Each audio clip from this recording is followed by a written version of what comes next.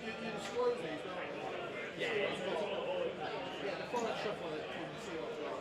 One of those, so you can swear it's not secure. I usually spend most of my time on like just insulting Americans because we're all wankers. Well, that's the first thing you've said on there. Look at ye how cowboys.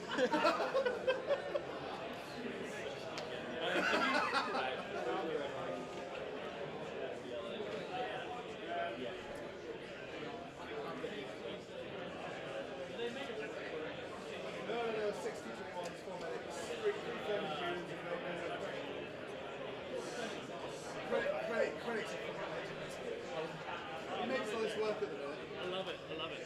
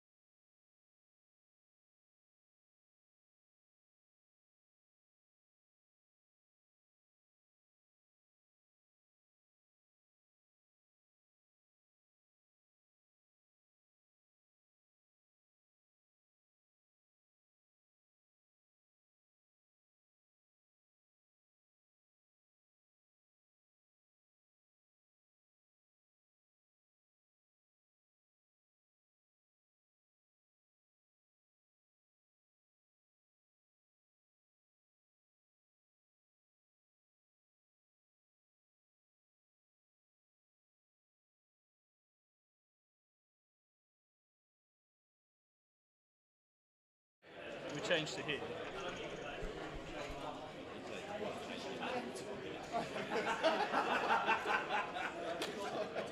I don't know. Oh, that fun is so nice. Oh, I'm so cool and relaxed. I love how much laughter's coming from this though. Already? Yeah. Right, we've got 6 Yeah, I'm just relaxed and happy.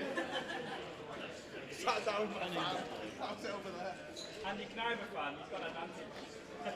No, I sacrificed the mission for this.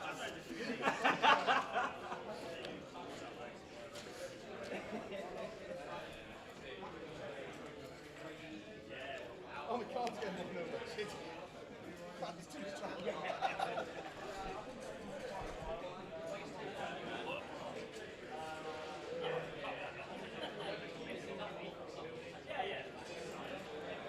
He's going to sit down, let you put all the POIs out. He's going to let you play the game yourself.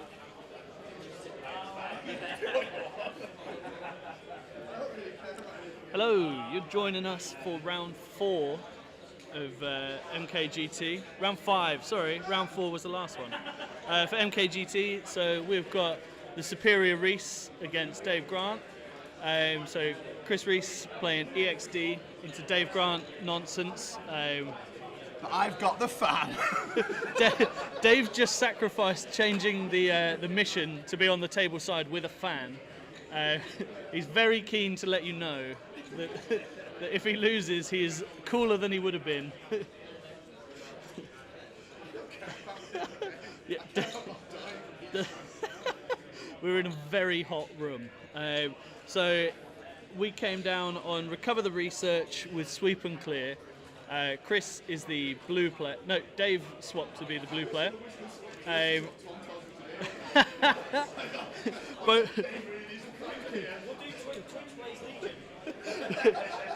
Both players have both players have cunning deployment, so they're giving out 3 dodges before they deploy. So you're joining us as we're getting set up. So to go through the lists, Dave has nonsense. He has Krennic with improvised orders, Vader with burst of speed, push, saber throw, and esteemed leader. Commander Vader. Oh, the superior Vader. He's got Commander Vader. He's got 4 stormtroopers with T-21s and med droids, 2 stormtroopers just with T-21s, 3 dewbacks with Into the Fray with the flamers. So classic aggressive Dave Grant against Chris Reese, who's playing the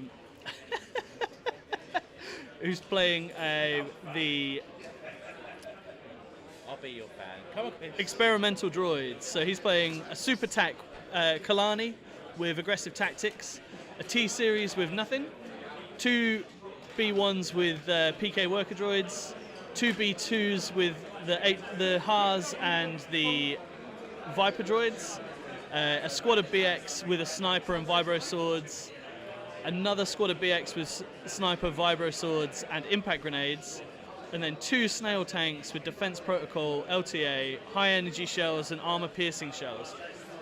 So 2 pretty aggressive lists. And 2 good players going into each other here. So Recover the Research. Hey Shadow Scout. So Recover the Research is almost like the old Battle Lines deployment. There's 6 POIs going down. You can see they're using the blue 3D printed ones. Starting from the second round, during each end phase, the player scores 1 victory point if units contest 2 labs, or 2 victory points if it's 3 if it's 4 or more. So it's basically going to be a little bit like old Intercept. And then Sweep and Clear is the secondary. So you're getting victory points which are scored instantly on killing things in enemy territories, killing things from enemy territories, contested territories, any territory, and from your own territory. So there's going to be a lot of movement going on here.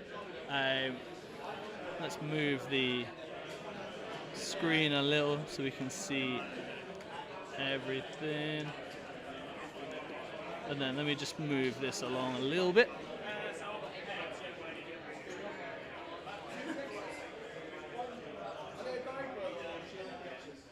A little bit more.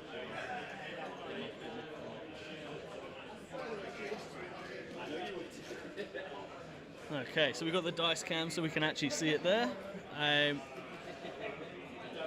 So getting turn 0 set up. You'll hear a lot of laughter because these 2 know each other quite well. And it's Dave. And it's Dave, yeah. There'll be a lot of shouting, a lot of wanting to kill stuff. He's already said instead of changing the mission, he chose the side of the table with a fan. So he's it's always fun to play Dave. You know there's some carnage that's gonna happen.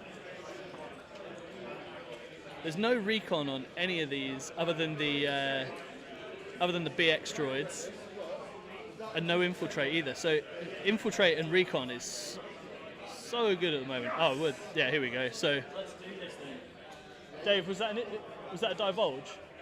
Yeah. So divulging Darkness Descends to get that to get the infiltrate there and the last deployment. I think that's pretty much a must play in a lot of games now. Funny how that card's changed. Is massively changed, and I Yeah. think it's No made one ever used to infiltrate Vader. absolutely. Now at least it's a decision, and when there's good line of sight blocking terrain on the table, you know you can get some good moves going, especially with deploying dead last. You're gonna even if you're outnumbered, you're gonna go dead last, and then next turn he's probably gonna play the Vader 1-pip to actually no, he's got Krennic, so he's probably going to play a Krennic to get cunning. But I imagine he's probably going to play to get 3 activations on Vader, or 3 actions on Vader, 2 activations and pop burst of speed to cause some carnage. In the situation you put Vader in, yeah. Well, at least he's got time to think before it happens.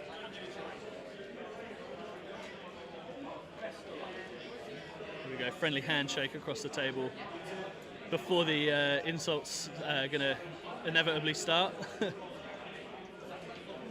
Standing orders.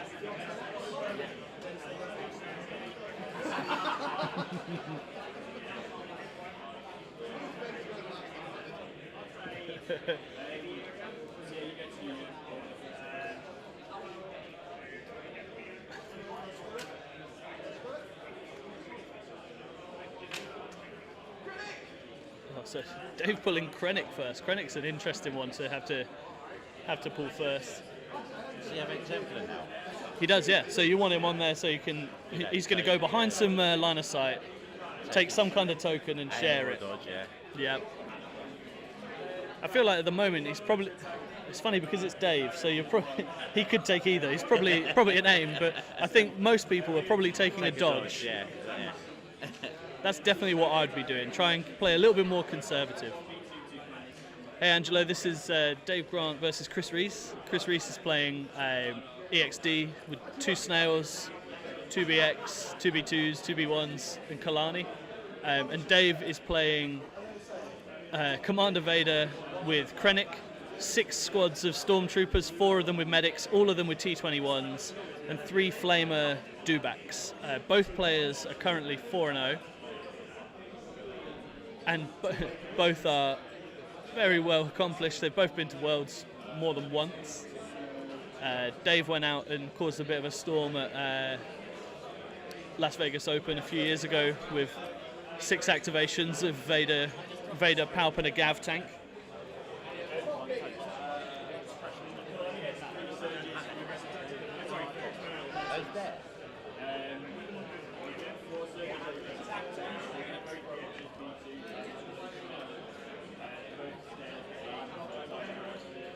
So pretty much everything getting an order at the start here with direct. Droids do. Yeah, droids have the best order control. As long as you, well, especially now at the start of turn 1, everything has line of sight to everything. What's order control? I'm a Rebel player. I give 1 order out and that's it. Yep, that is how it goes as Rebels.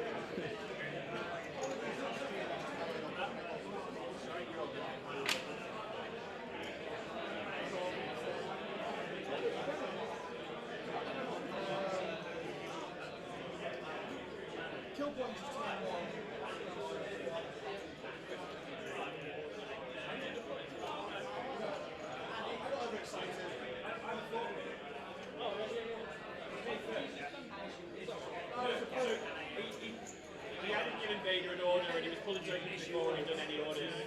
He jumped the gun, he got excited. It's Dave. He does. He gets excited. There you go. He's a little bit over-ambitious there. He's actually pulled a core. He hadn't given Vader an order and shuffled the tokens, so he's... that's fine. There can be as much of it as you like, mate. So, deploying squad of stormtroopers. Right in the far corner. Yeah. Looks like he's going to try and get this side of the table.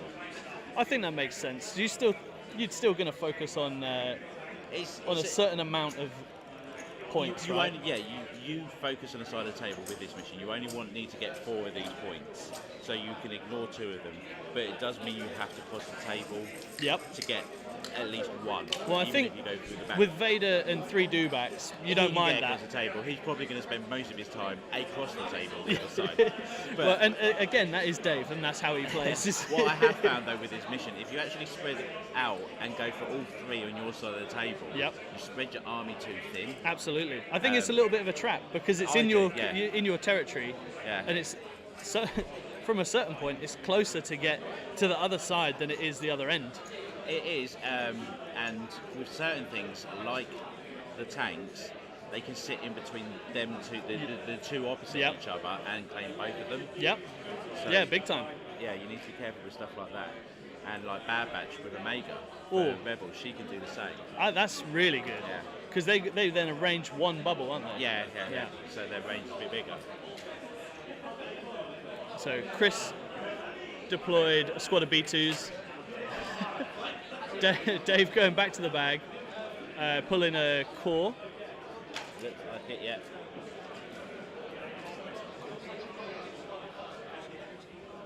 Do I have one?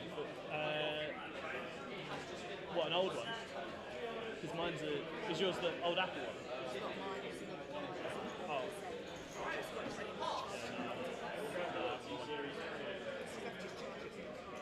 Yeah, mine, I've got one in the car, but it's miles away.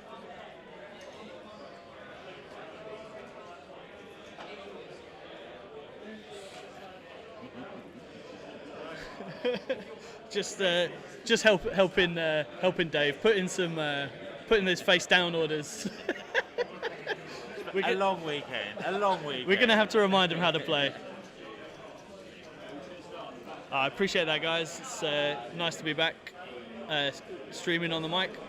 It's, for those of you who don't listen to the podcast, there's a he pulled a do-back, improvised, got a core. But the reason I didn't do it yesterday is because my wife is very close to to having a baby, so we're a little bit on baby watch. So if at any point I disappear from the stream, you know why.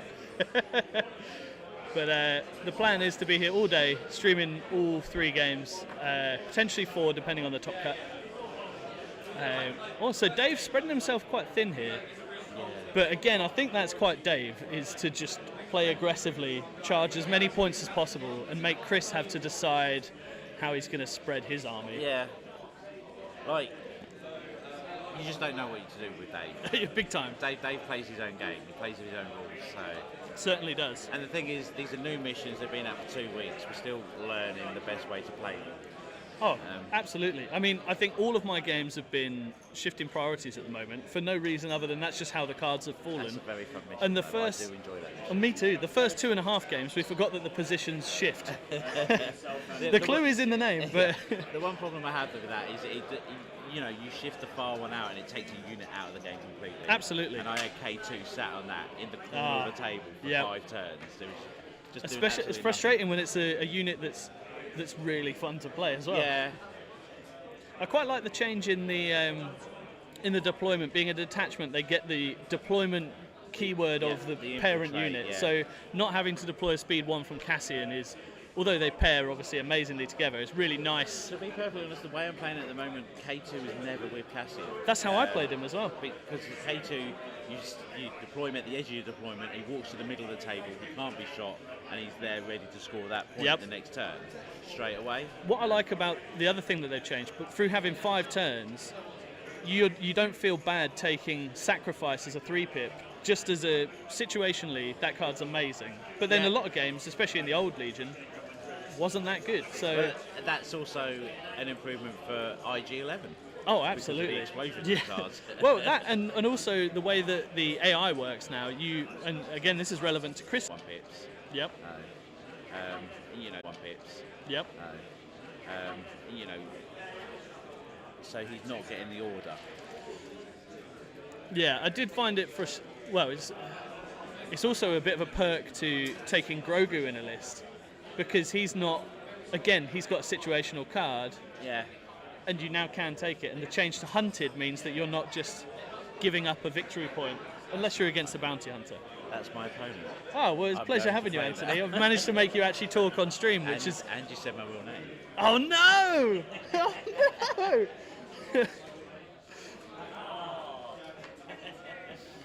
Well, I made him talk on stream, didn't I? Well, at least you got him talking. Yeah. So when Anthony sat down, or Alfie's dad, did it again. When Alfie's dad sat down, he said, "I will not talk on stream. I hate my own voice." But as much stick as we give him, he won't watch this back, so we can compliment him. No. He is a really good player, and it's nice to get the input from other good players. And that's his son. Yeah, that's his son. That is the Alfie. But looking at Alfie's record for the weekend, you would say that he is also not a good player. Okay, so filling Andy in on this game. So we've got both players playing Cunning Deployment. Dave chose to use his last veto to become blue player, choosing the side of the table to get the side of the table with a fan. Yep. Is that the Which- tactical that, decision? that was the tactical decision, and he is very keen for you to know that if he loses, Yeah. based on the objective, that is why. He was cool. So we're playing Recover the Research and Sweep and Clear. So Sweep and Clear, exactly like we had in the last one. I think Yeah. this really plays into Dave's play style of very highly aggressive. And being able to score at any point is really good. He's divulged Vader's Darkness Descend, Oh, dear. as you would imagine. Oh. So he gets Infiltrate. Yeah. There's a great line of sight blocker in the middle of the table there. But you've played EXD far more than and into EXD far more than I have, so you Yeah. could probably attest to Chris's list more than me as well. Yeah, so I mean, both me and Chris took the same list of worlds. And Chris went deeper than I did. All he's done, because obviously you've had to drop one of the EXD units, but he's managed to fit a second snail in and add in a load of extra heavy weapons. It can kill things just as fast as Dave likes to kill things. I mean, it really feels good at like a killing. really good idea, Oh. adding a snail, because they are just Like, one was really great. aggressive. I loved one. Really hard to kill because you've got defensive maneuvers on it. Yep. And then they gave it critical one on the and impact Oh. one, because the thing EXD actually suffered with was lack of impact. So they Yeah. actually gave us impact and gave us critical one on the ion gun. So yeah, having a second one is just it's hilarious, really. yes, it just makes them an absolute unit. And especially with the way the covers changed, because the dice pool was consistent enough. Like you'd get, I think it was like 7 hits through with on the old cover system. Yep. So if you got 7 now, that's still only 1 to 2 saves being made on the cover, like on average. Mm-hmm.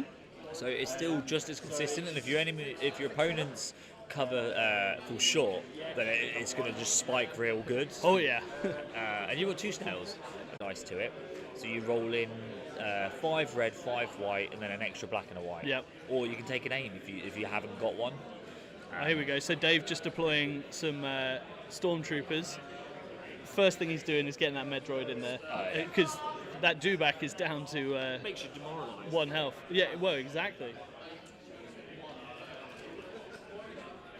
So then back to Chris, where he is deploying his second snail.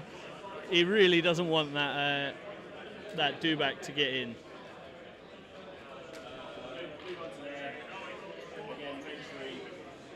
Taking a range 3 shot.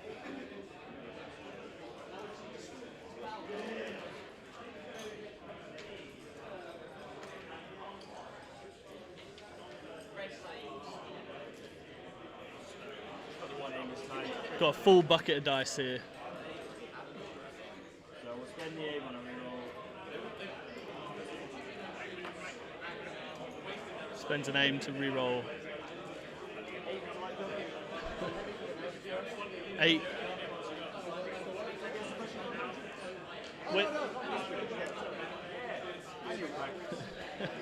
So 8 to defend. Still getting cover. Oh, wow. So 8 down to 3. Takes 2. The Dubak is still alive. Wow. I thought that was going to be a dead Dubak. I think Chris also thought that was going to be a dead Dubak, but he's managed to weather two snail shots. So we've got these 2 playing for Some fist bumps going on again. more after this. Both been friends for a good long while. So the next Dubak, I think, is probably going to follow suit with the first one. So anybody joining us now, we've got Chris Reese playing EXD, Dave Grant playing what he is called Vader Immortal. So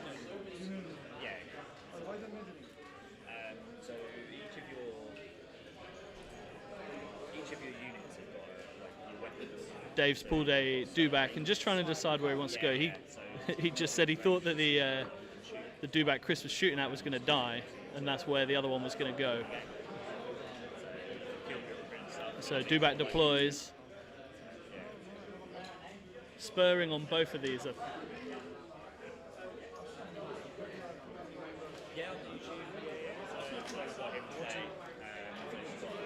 And out of range of being able to take a relentless shot because he's got the flamer, he can only take one. A range 1 shot.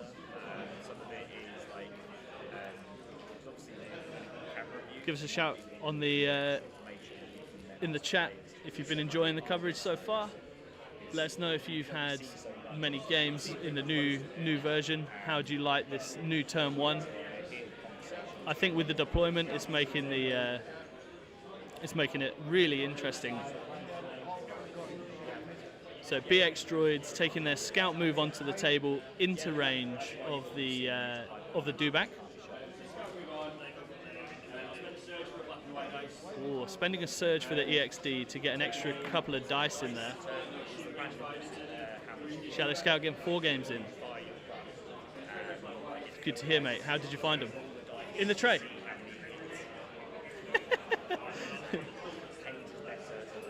So reroll these 2 with their in flanks like that. And then I'll exemplar 1. So with Exemplar, spending an aim for Pierce. So he's got no cover, 3 to defend, and the Dubak goes. Chris. So Chris scoring his secondary there.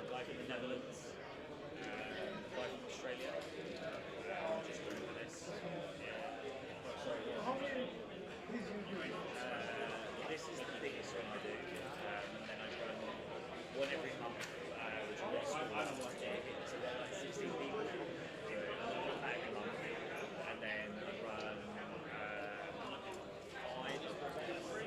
5. Okay, so first victory point has been scored, and Chris has taken the sweep and clear from friendly territory for 1 victory point. This definitely won't be the last. Well, 6 or 7 games, that's a fair few. Yeah, I think I agree with you, Liam. Coming on makes the game more tactical. It would be nice when there's a few more objectives, but it's definitely, my opinion has changed on it. I wasn't a big fan at the very start, but I think it's made it a lot more tactical in your choice of who's coming on and when. So Chris has just scored his first VP for a sweep and clear. I'll kill that Dubak. He did kill the Dubak.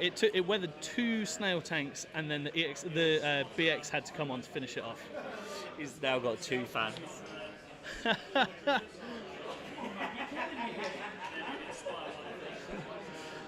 A member of hotel staff has just brought Dave another fan. So he's picked the correct side of the table, and Chris is going to sweat it out.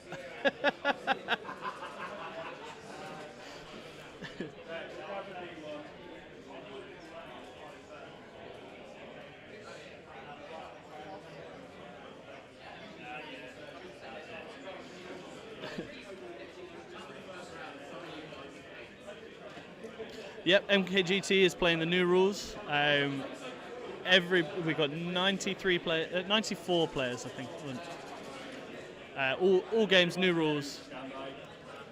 There's a lot of learn by doing going on. B1's moved to standby. The next do-back been pulled. Be interesting to see if it goes where the previous one was or if he changes it up.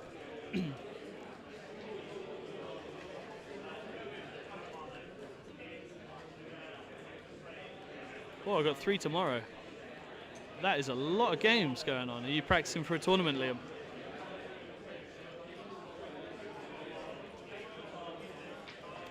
Well, they've already said that they're bringing out faction-specific advantages, which I'm very excited about. I think that's going to make your battle deck really interesting. I'm really hoping that they add additional primaries as well. But I think we're in for a really, really good version of the game now.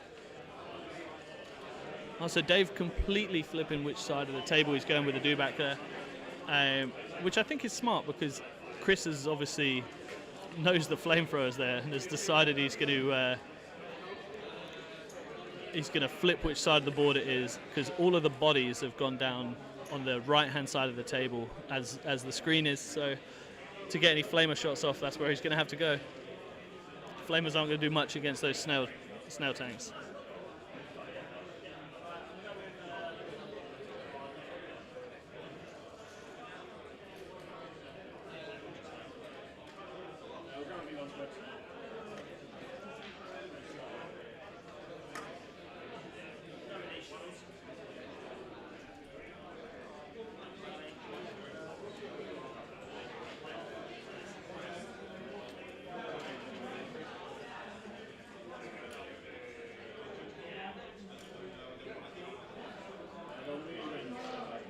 Chris doing a move onto the board and standby.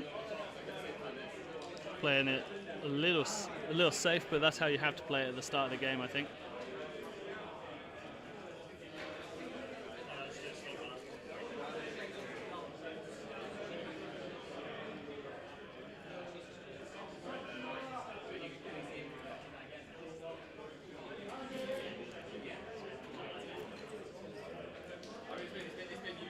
I think you can tell that these players are good players, and they've had a lot of reps already. So turn 1 is going a lot quicker than some of the earlier games. I feel like when you're first coming back into the game with the new edition, it's become a little bit slower on turn 1 and turn 0.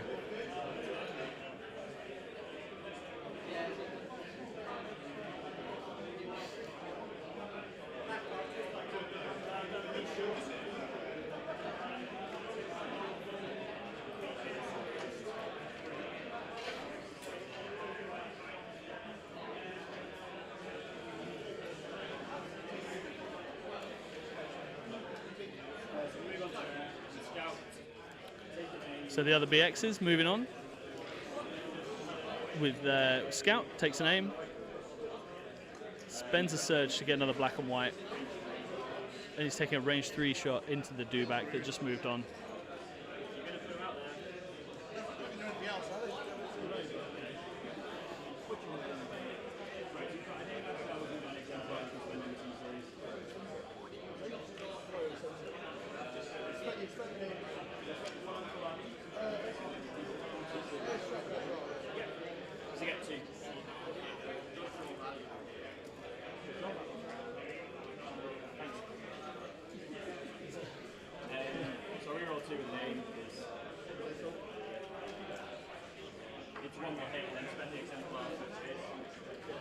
Okay, so using their own aim for a reroll, and then the exemplar aim on the T series for Pierce. 5 going through. They all go through cover. Oh. Taking 2 wounds there. Taking 2 wounds with Pierce. Dave's do-back's weathering some real heat here, where you think they'd be taking a lot more damage than they are. So the last deployment of this round, Vader, he's got infiltrate.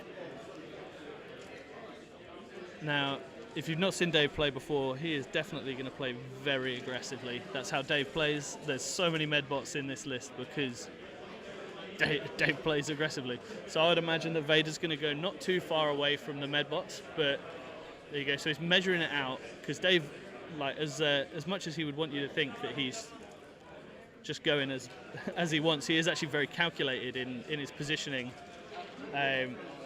Especially with Vader, he's played. I would imagine he's played the most games with Vader out of the majority of the competitive players. Yeah. He knows exactly what he can do. He knows what turns to play every card. I wonder with Krennic if he's taking any Krennic cards. Do you think he leaves any of them at home?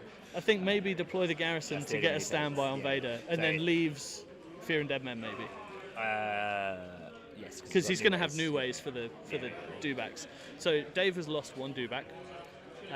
Another one has taken 2 wounds. From a BX shot? From a BX shot, yeah. He's got 5 through cover. Very good. Yeah, that's good save. Yeah, Dave has been tanking. I mean, one dewback survived 2 snails and then got finished off by a full BX. So he's rolling really well.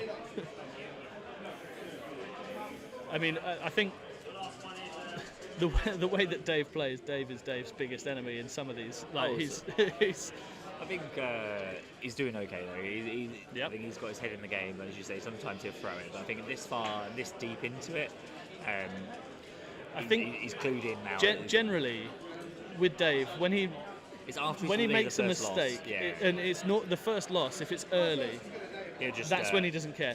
Whereas if he's do silly stuff, and it's fun. And it's funny though because that silly stuff that he does, it's that's where he learns then what Vader can do. So he's like, I'm just going to throw Vader in here, and if he lives, he lives. And if he lives and I win, then that's even better. Well, that was like in Daventry when he was playing Vader into a Tempest, and there was 3 ATSTs with standbys, and he went, well, he's going to live or he's not. And turns out he did. It was insane. And that then probably led to him winning. It did. Well, he ended up losing Vader, but he still won the game off the back of those plays. So, and it's something like that a player like myself would probably be a little bit more sceptical of and play a little bit cagier, but not Dave. He doesn't care. Lives and dies by the saber. So what do you think the command card plays are at this turn? I think with Vader it's probably Implacable. I think turn 2 is Implacable. If he's infiltrated him, he's going to burst the speed Implacable. Yeah, 100%. Because if you can get rid of Kalani, you're losing valuable command cards. Where is Kalani? Kalani is by the building. There's at the bottom of the screen. There's a little there's a big bunker, like a building with a big cluster of droids. Yeah. That's where Kalani is. So I could see that being this play. So Vader infiltrated and double moved over here. So you can see what Dave's measuring there. I don't think he needs to make it a secret because Chris knows what he's going to do anyway. It's interesting how Chris has put both snails on one side to deal with whatever Dave's got there, and then. Well, I mean, as soon as he deployed the second snail, Dave just completely changed which side of the board he was deploying. 100%. Yeah, it's a classic. That's how. I did play Dave with obviously the 800-point version of this list, and it was such a nail biter. He respected the snail as well. He was like, that thing throws out dice. I said it earlier when I was obviously over.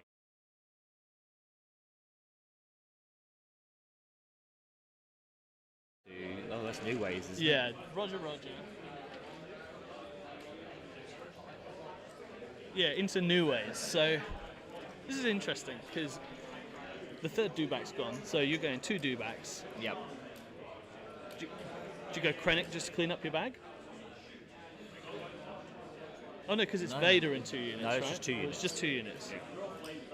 Yeah, so you just go the 2 dewbacks and then Vader comes when Vader comes. He's sending the dewbacks just literally to go and one-shot a B1 unit or something. Just attempt to kill anything. The only one I would be worried about is the one that's in front of the 2 snails. He doesn't care about that. He wants this one here to triple move into his opponent's deployment zone. He'll score 2 VP from it. He will score 2 VPs. This is what the kind of higher level thinking that I've not played enough games for. So, and the order to activate him in as well. So this one snail shooting that creature troop, the dewback, It's going to give him heavy cover, plus the red armor saves, plus armor 1. Statistically, he should be safe. So you go with the other one, which I think is wounded, isn't it? I think over. Yep, that's got 2 wounds. Yeah, So you would go with that one first. Go with that one first. Go it. Kill the B1 unit, claim them 2 VPs, and then the next one you can go with the other one, send that down here if you want to, or you can wait. Especially because Chris has already got 1 VP from doing the set. Well, so he'll be starting to go above, and obviously at the moment they're both contesting 3 POIs, so they're going to be getting 2 victory points anyway. So as long as you can stay ahead on the secondaries, that's where I think the game is going to shift. Oh yeah. Secondaries are huge in the game now. Absolutely changed. And you know what? I think we talked about it maybe at the end of last year, what we wanted to see in Legion. And one of the things I said on the podcast was secondaries through playing a couple of games of 40k. Oh, you said it. I sold it. I only played a couple of games, but the secondaries made it more interesting. Now, I didn't get on with the rest of the game, but I think that was something that was good that could have been brought over. No, I do think the. Oh, here we go. There's exactly what you said.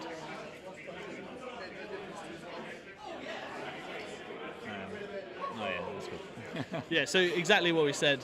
The Dubak is moving in. I don't know if he's going to. Oh, He's got all sorts of range. I don't know if he's got into the deployment zone. I would agree, but it's also a good distraction for the rest of the army. Oh yeah. But B2s will kill that. B2s roll enough dice, and red saves now. Oh. Yeah, red saves is good. 2 health apiece. I wish I had more than 2 boxes of B2s. I mean, it makes an argument for a B2 army now, doesn't it? Oh, especially with Poggle. Yeah, I was going to say with Poggle. Oh, sorry, you killed some of my mega squad. I'll bring Have it back. some Yeah. Absolute beasts.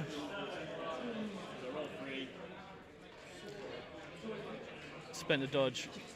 Rolling for 3, so it's not 1 shot in a squad. Oh, it still takes 2. Yeah.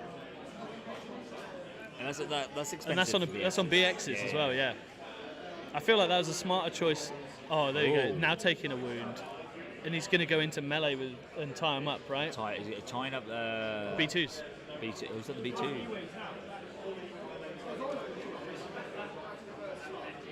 No. No, you don't.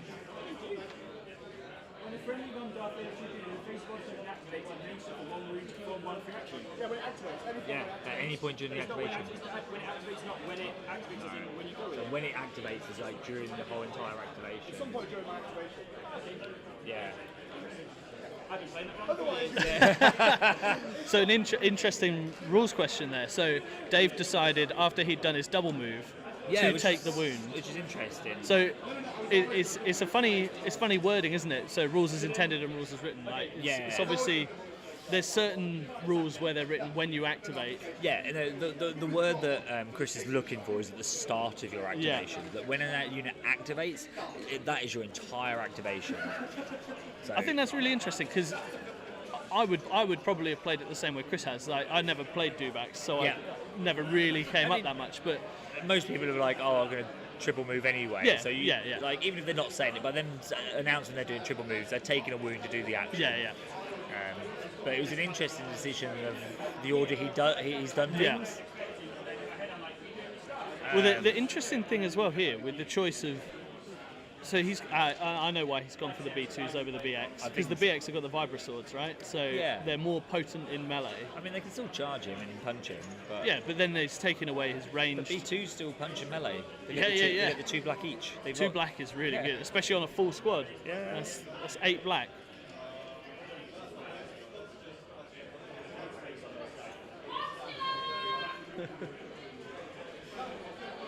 I don't know if you can hear that massive consular shout there, but Andy is off to make a judge call. So Chris really thinking here. At the moment, he's only lost 2 BX models, and Dave has lost a Dubak. So he's still up on attrition at the moment. But what he wants to avoid is letting Vader get into his lines, because that's where Dave becomes a beast. So Kalani strategizing.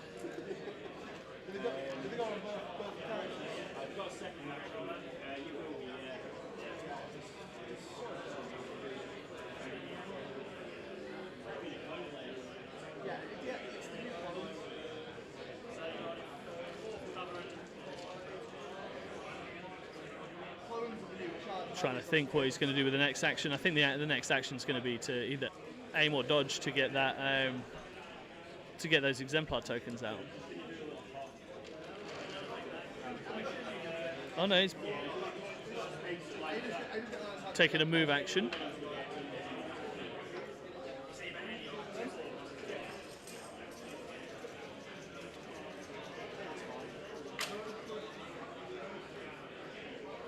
Core Troopers is what Dave has pulled.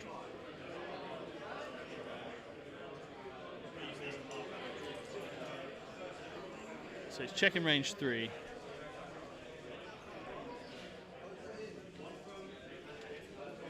It's interesting choices here. I don't know that I would be looking at the snails or if I'd be ignoring them. But the T21s are still good.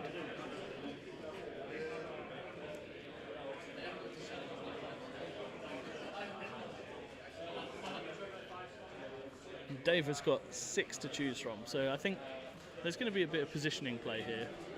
Moving up to contest the POIs.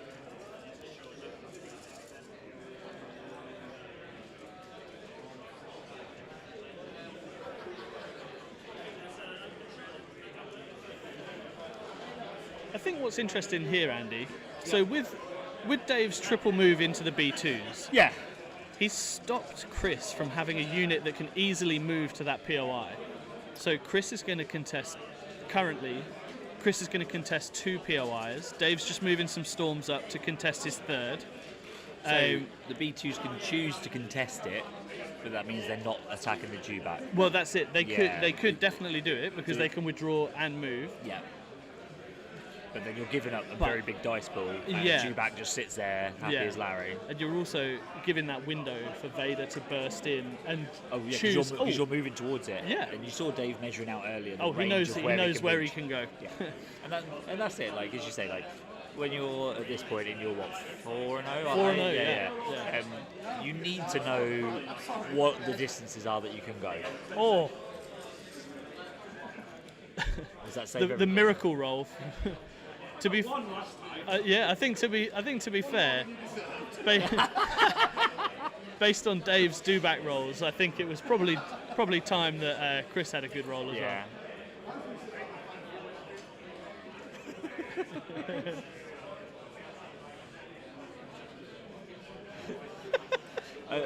I can't get over the fact that so they're 4-0, they're both undefeated, they're trying to obviously go for the win, and they're both just prattling around. Like in a really fun way while playing. Like, it's hilarious to be sat here. With you guys too. You're really close, it's great.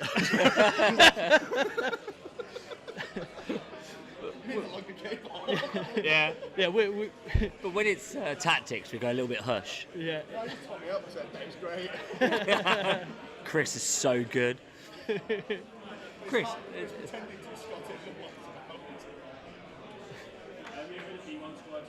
Dean wanted him on stream yesterday. I am, That's just exhausting, though. Oh, so bringing back a BX. Yeah, Makes sense. It's the right thing to be doing here. Like, it then gives them. So he's got options here because he should have rough, good order control. So if he does bring the BXs, Well, he's got near perfect. In fact, It's usually near perfect, His two orders in the bag. We can see that they're face up. It's just 2 heavies it's both the snails. because they're both. Yeah, it's both the snails. Doesn't So matter, he's got right? perfect order Yeah. control. So the order he should eventually activate in is either activate the BXs, or this is what I was think of. Mm-hmm. You activate the BXs after you've restored them back to full health. Yep. You charge them into the dewback, hoping to kill it. Yep. Which then frees up your B2s to be able to move Yeah, and shoot. you're not or wrong, get moved yeah. quicker towards the. And would you say, well, the B2s are more durable as well because they're 2 health apiece, And both red still red saves, saves. yeah. So that's the one that you want to be Yeah, they're the ones on the contestedly front line. effective. Yeah, you don't want your BXs. The BXs are. They are your line. Well, they're a marker scalpel, or- aren't they? Yeah, oh yeah, they are your force user, especially when you've got the swords on them. Yeah. If you're playing them with the shields, then you're playing them the reverse, where Yeah. they are your frontline unit. You force your enemy to attack them, and tank the damage, and then heal up. So Dave's activating his stormtroopers, the green ones that are the closest to the snail tank on the left-hand side of the screen, just underneath Slave 1. It's not called that anymore. Boba Fett's starship. Yeah.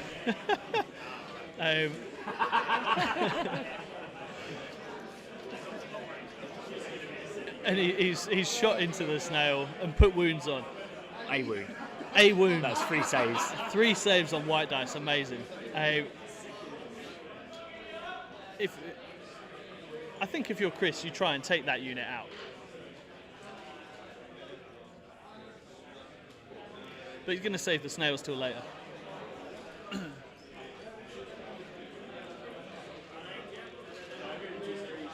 Going with his T-Series. I think this is going to be another token generation taking a dodge. So that's always helpful, especially whilst things are in melee. And Vader's to come.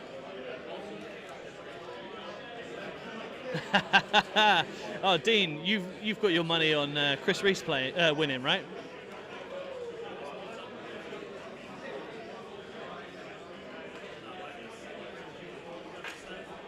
Dave getting another core unit. So he's going to move up and he's going to contest the middle POI.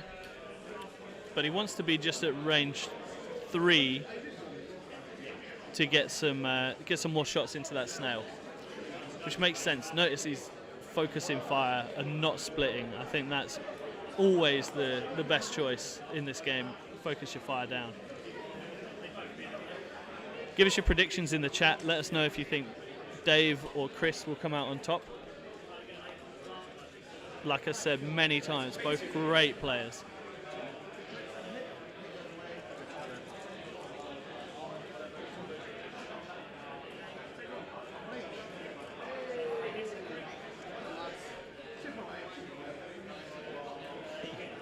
Chipping another wound onto the snail.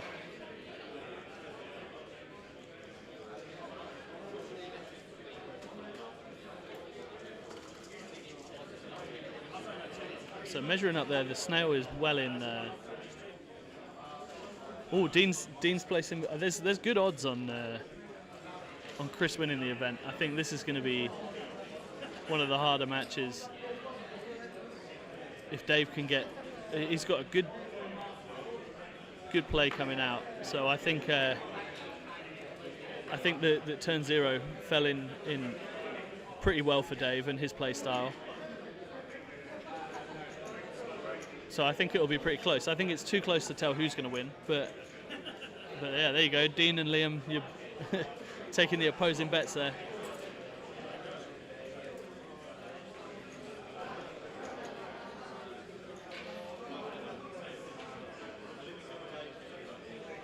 I think it would be interesting to see. Oh, you're not wrong, Mike. It's nuts in this edition for sure.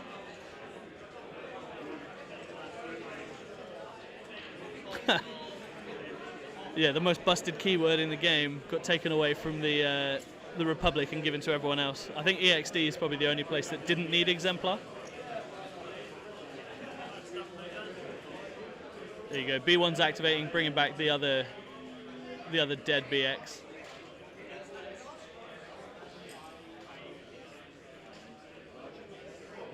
So moving up, taking a dodge.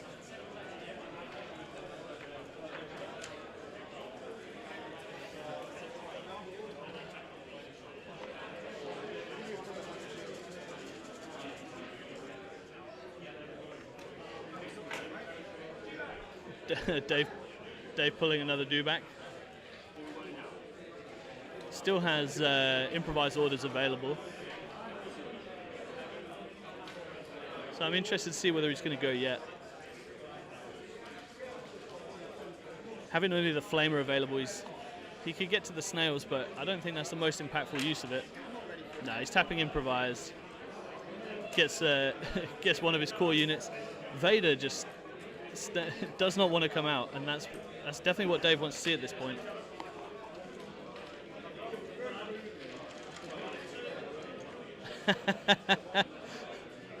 When Andy comes back, I will tell him that you're willing to wager the family dog. He might get quite excited about that. Okay, Dave moving another T21 up.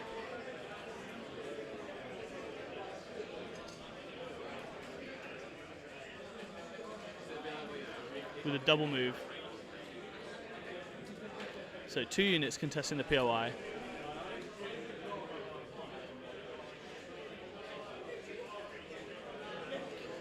Making sure to be obscured by the POI so that he gets heavy cover. It's important to remember, I think, that the POIs give you heavy cover for sure. Persuade is too cheap for their dice pools, especially when you can add extra dice, right? Spend a surge, get a black and a white. Pretty busted good.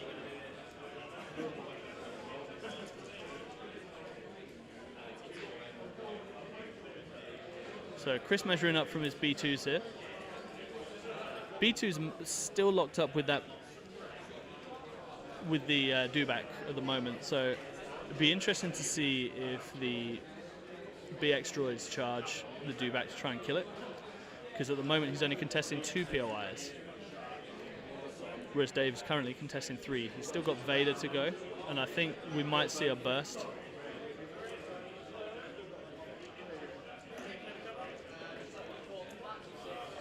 I would also have to check. I've not played. I don't play droids, so this is just some speculation there.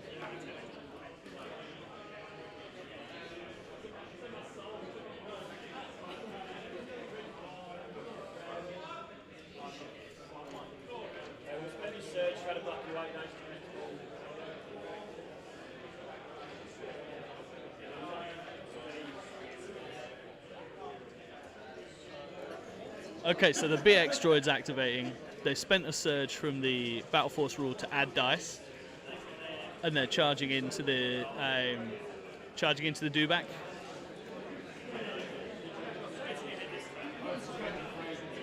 He's got into the fray on the dewback, so he's got a bunch of surging red dice in defense. Woo. So spending Exemplar for the aim that's on Exemplar to reroll 2. The 2 reds that missed.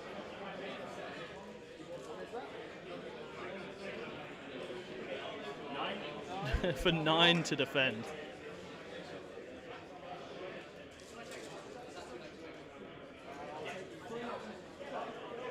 Oh, takes 3 wounds, and that dewback is toast.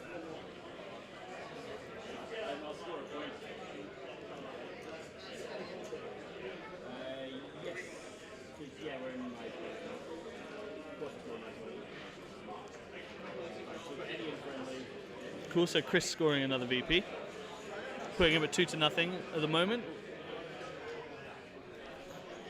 I think sweep and clear is really good when you can score before the start of before the scoring in turn 2. If you can get that little bit of advantage before you start contesting the POIs, that's where you can start the snowball a little bit. But he's, like we were saying in the last game, you really got to keep your foot on the gas. Otherwise, he's going to catch you up.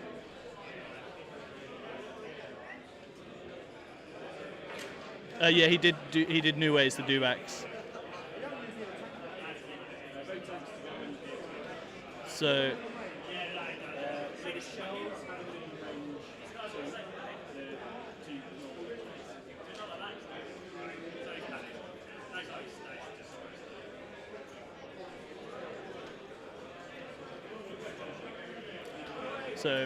activating his second dewback. Keeps the suppression, but that's okay. You don't really mind keeping it at that point.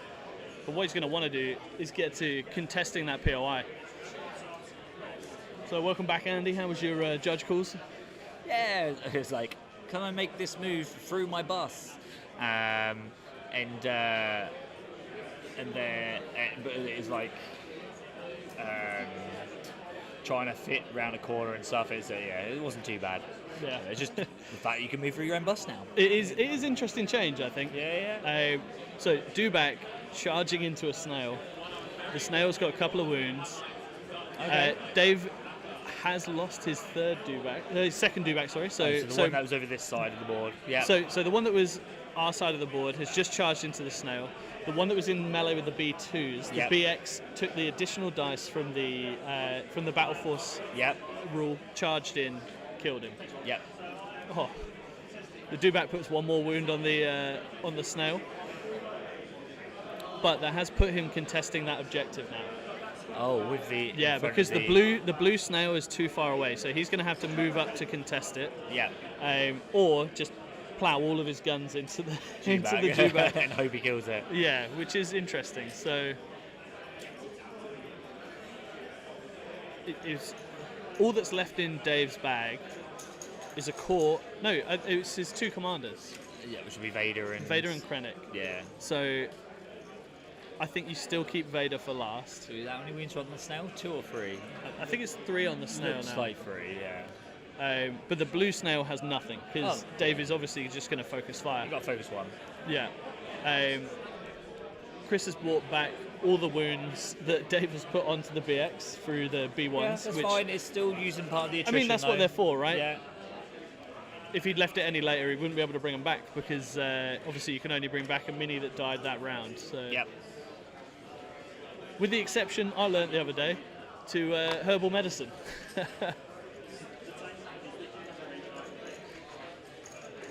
Ooh, okay, so a little rules check here on where half range is.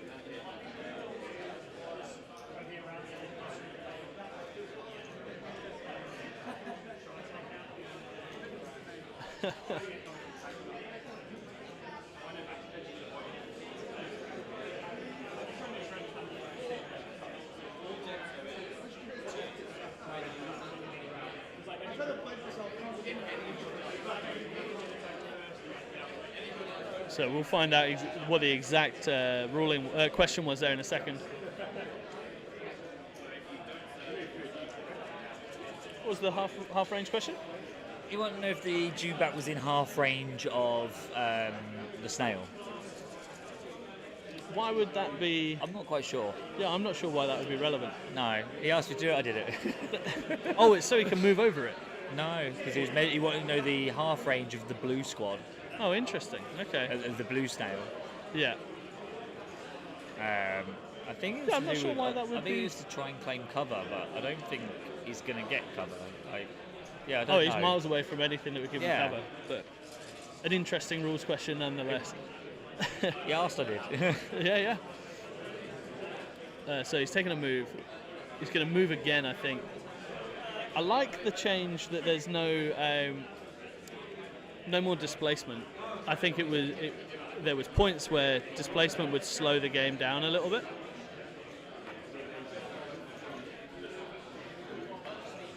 Oh, okay. So Chris has decided to place his snail half range of 2 POIs. Now that massive base means that you can do that, which is means that snail is going to get a big old target because you have to get it down.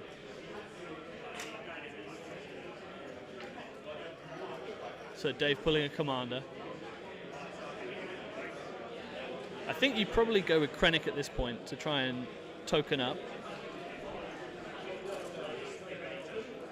I feel like maybe he moves Krennic so that the snail isn't sat right in front of him. So Krennic is just below the Boba Fett starship, just sat on the objective, on the terrain piece. So it'd be interesting to see if he gets moved or if he's just there to capture POIs, to give out tokens. Sorry. Yeah, very aggressive move, Mike. I think playing Dave, you need to play aggressive. You need to match his aggressiveness because if you're not contesting those POIs, Dave's going to start scoring sweep and clear and then just start taking the recover the research because I think Vader can burst onto the uncontested POI. Chris could move his B2s up to the one on the far right-hand side at the bottom of the screen, but here we go. So Krennic shooting into the side of the tank. And does a wound. So another wound on the tank, putting it on 3.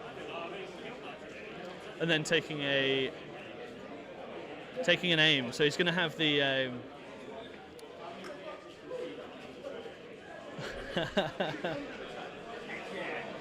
Okay, so there's a line of sight check. You can just see Andy's head poking in there.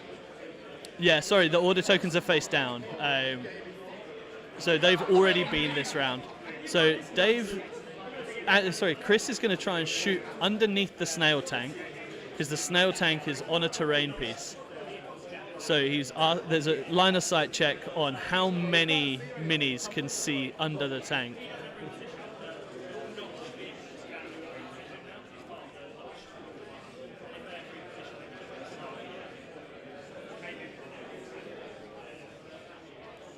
Yeah, between rounds, I'm going to get Dave to swap tokens out.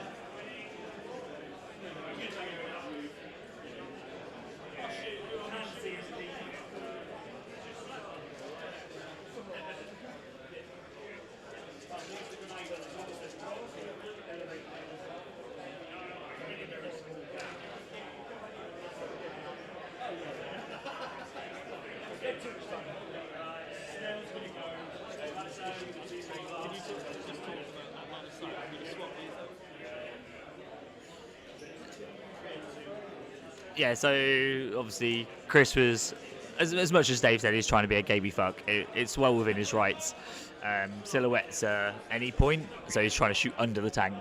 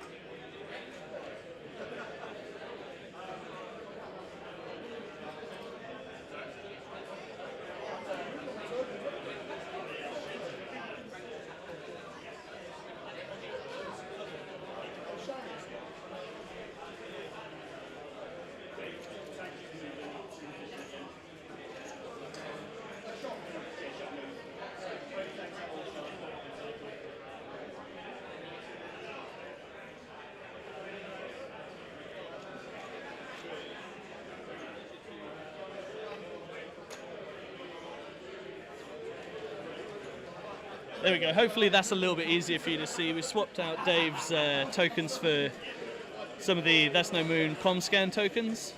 So both using bluish ones. Well, I think because Mike was saying it's hard to see. So the way that Dave's tokens were, they've got it's the pattern they have on the top of the token. Yeah. There's blue ones. You can have the blue ones. It's just easier to see. So we've swapped them out for our ones because our logo a little bit bigger. You can see which one's which. So Chris moving that snail has made that snail a real target now because he has to get it gone because it's contesting 2 objectives. Which one? The grey snail is within half range of 2 POIs. So he's got to get that gone. Which you can do. Yeah, there's nothing wrong with that. I think it's a great There's only play. like 3-4 units that can do it. So you got the snail, the Gav tank, the bus, because they're all very long bases, and then the final one is Rebel Bad Batch. Because they're range 1 with Omega, right? Yeah, and it's range 1 and a base. Oh right. Because okay. it's you put Hunter down, you get your cohesion, which is half a range plus a base. Yep. Then you get she's allowed to contest from her, which is another half range stick. So it's range 1 plus a base. Wow. Yeah, so you can stretch them out quite far as rebels. Not that they're doing well, but. Well, not in this tournament. I think that there's definitely one Rebel Bad Batch. I'm surprised that we've got any, because I mean, in the UK they only came out. They were only legal from Wednesday. Yeah, they hit. It was literally obviously list submission was Wednesday, and people are going, "Are they legal?" And I'm like, if your store's got them, because mine does, then you're welcome. But if you do not pick them up by Friday, you've got a 160-point bid, and that does not give you Just gives you anything. nothing. And it's nice having no painting requirement. We obviously have a painting award. Yes. But Oh, that does remind me. I need to go and get. We have the least painted award as well. and for a change, that's not Ollie. No. Because even with his award-winning painted army, it's still not this one. It's, no, it's not. Well, I mean, I swapped with him because he won Worlds. I told him he didn't need to repay me for. He could keep the minis I lent him in exchange for brand new on sprue. And then he's ended up buying them off you anyway. He ended up buying other ones, yeah. Because of the points increase. Okay, so Chris with an absolute fistful of dice. That's BXs. It's a good job you know that. I thought it was going to be B2s then. B2s roll black and white. Arranged. Yeah. Woo! B2's so good. I mean, And you know what? I think maybe the Geonosians are probably better in this edition. And I think they were probably designed for this edition. oh, probably. Like- You've had out. Yeah, and having the free move to get to a POI, having... And there's also a lot less objectives now that they can carry. So I think their triple The way move thing down isn't is, that bad, it's yeah. less of an issue. What's the deal with a moon deflect army? Does it stop you from using deflect? So basically a sniper pressure. I was on one at the start, I spurred twice, shot me once, shot me twice. So just working out where they're at. Dave has only got Vader and a core left for this round.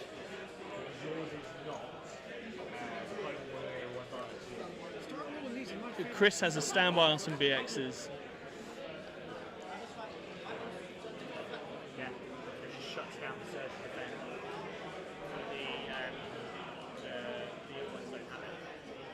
There's a lot of head scratching going on right now. A lot of water being drunk. Okay, so Dave's got his range ruler and he's walking up to the far end of the table where Vader is. And it'll be interesting to see if he bursts here because he'll be immobilized.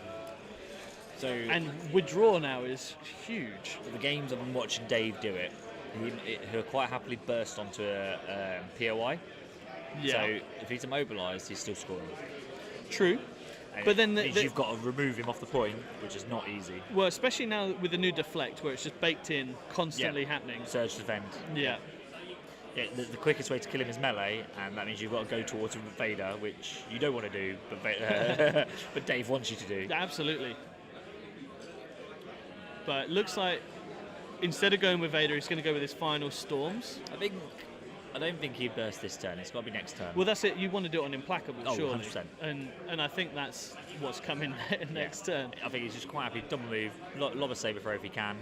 If he can't, he's just setting up his threat range. Yep. Here we go. So moving into range. Oh, he's going to knock off the standby is what I think he's going to do. So getting a range 3. Oh, T21s. Yeah, fire the the white dice lottery gun with crit.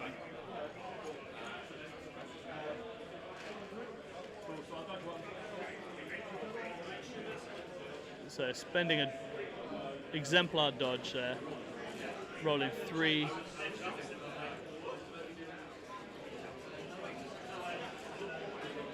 And losing 3 B1s. 4, yeah, 3 B1s. That's what B1s are there for though, right? They are bodies. You're not wrong, the EXD 2-pip will do some work.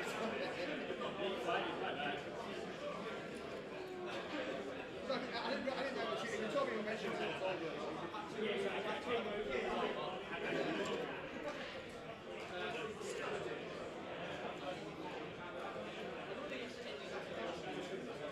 So interesting to see how Chris responds to this. Knowing that Vader's coming in, I wonder if he's going to try and stick another standby.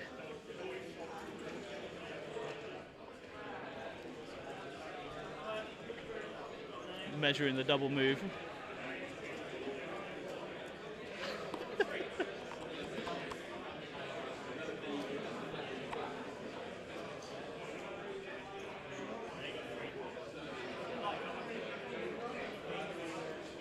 So if you're joining us, we got Chris Reese playing EXD Double Snail against Vader. Dave Grant playing Vader Immortal, which was triple do-back, 6 storms, 4 with Medroids, Krennic and Vader. Chris now activating B2 squad, who are moving up to the POI. And I think we're going to see a standby here. He's trying to swarm as much of the POI as possible, try and close it out a little bit.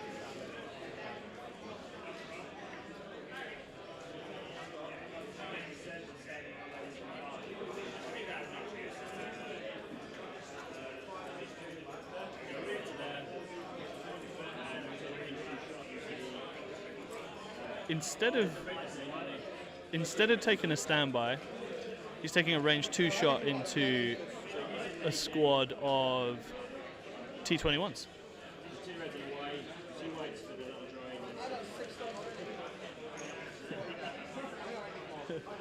So with no cover.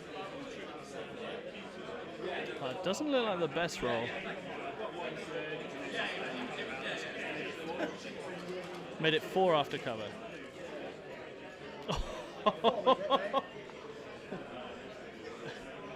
This is the running theme of this game. Constantly rolling amazing defense dice. And again, you saw another fist bump. Some good friends playing. Both part of Team UK. Really good players.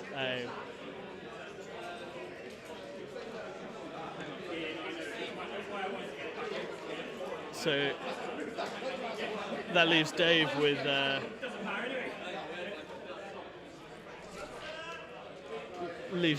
Vader. So I think what we're going to see is a move, force push move.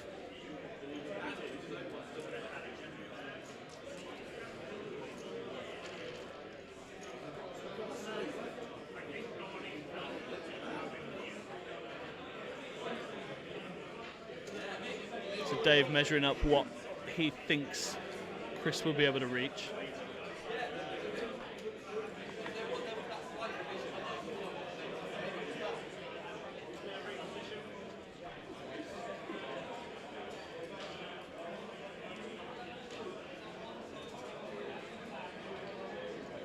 Some head scratching going on. The laughter has temporarily stopped. I'm sure it will be back.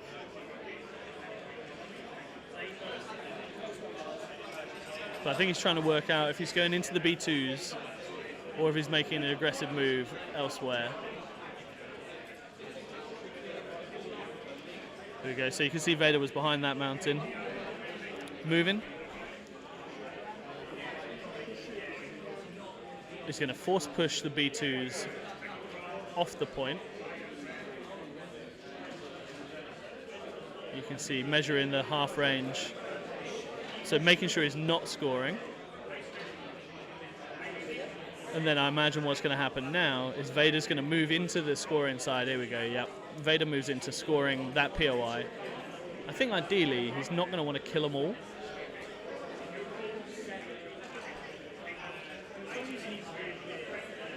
Because he is staying safe currently in melee. And that might mean that we see a Vader's Might potentially.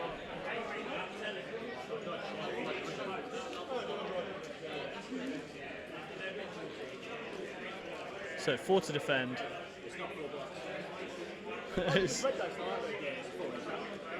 So four wounds into the B2s, which is pretty good. You're not going to be able to one-shot them. They've all got 2 health. But Chris is now outside of scoring.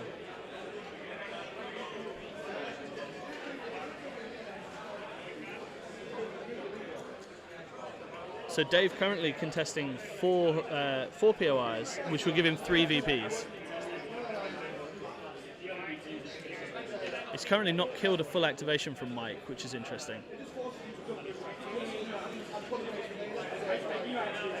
What's up, Rankars videos? Welcome to the stream. We're currently in round 2. It's the first scoring round. Chris Reese currently has 2 VPs because he has completed 2 of the sweep and clears. Dave has none, but Dave is about to score 3 POIs on Recover the Research, which should give him 4 VPs, but I'm going to check how this shakes out before we commit to that. No, there we go. So Chris's second B2 squad is going to go in to contest that one from Vader, which means that Dave should be contesting 3, or owning 3, which would give him 2 VPs.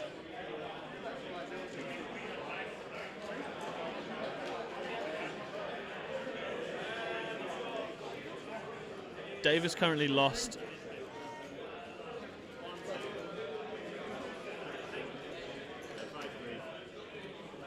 Chris, did you contest? Did you own that one at the end? So the silver B2s have double moved to contest the far point. So This one's from 2.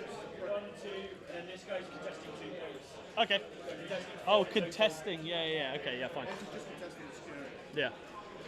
Fine, there we go. So it's contesting, not securing. So that is me not reading the card properly. So so the current score is that Chris is on 5 and Dave is on 3. So going into round 3, yeah, it's contest, not capturing. Exactly right. Like I say, you have to be have to give us a little bit of grace on this stream. It's the first one of the new edition. There's plenty of mistakes being made across the entire game, entire weekend even. So you have to bear with us as we stumble through.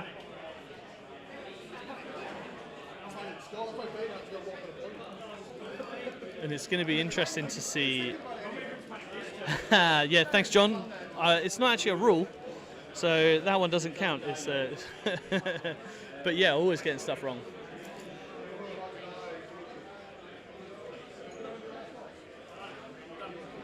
So it'd be interesting to see what these command cards get played.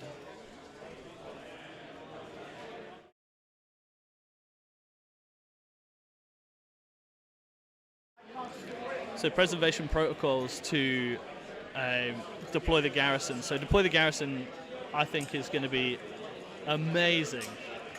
Thanks, Austin. You're the man. So one's going to go to Vader, give Vader a standby. Absolute beast of a move. Being cunning, Dave is just going to win the...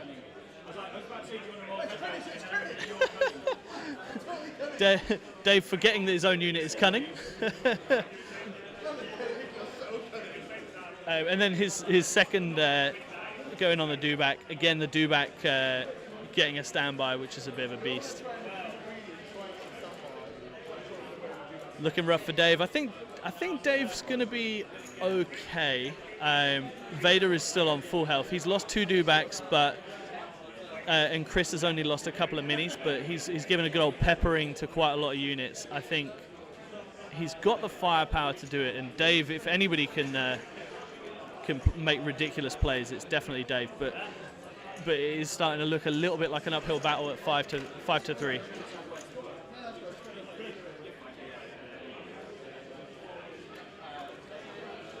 I think what's become really apparent is that Exemplar is amazing in EXD. Especially having 2 units with Exemplar, because Kalani is strategizing on the T-Series and on himself, and just giving tokens galore. Oh, yeah. You just one to yourself and then one to someone else, yeah. And you just give it to the other tactical droid, and that's more Exemplar tokens. Yeah, that's just unlocked something in your mind. See, this is what I was thinking. 2 rebel officers with vigilance and scanners. Yeah, and we talked about that, didn't take we? cover on each other, and then there's more to... And then you take a dodge, so you're actually generating 3 dodges that can be shared. Yeah, you're not wrong, Austin. EXD is still good. Oh, 100%. Dean has put money on Chris winning. He said he'd put his family dog on it as a bet to you. Oh, for me? Yeah. Fantastic. Now, I think we're at an interesting point of this game where it's 5-3 to Chris, because Chris has scored secondaries. I think Dave is about to start scoring secondaries. He played Deploy the Garrison, so Vader and a Dewback both have a standby. I think Vader He's in combat. He's in combat with some B2s, which he did 4 wounds to in the last turn. Yeah. So there's still 6 wounds in that squad because it has the Viper. And because it's contesting, they both contested 4 objectives. That's why the snail's sideways. It's not securing, it's contesting, which is fine. We fell down. I think that on paper this is probably a little bit of an uphill for Dave, but if anybody's got it, it's probably him. I think he's given a good peppering to quite a lot of units. Like the snail is on 5 wounds. Is that 5? No, it's on 7 wounds. Okay. Because how many is the snail? 11. 11. Okay, so.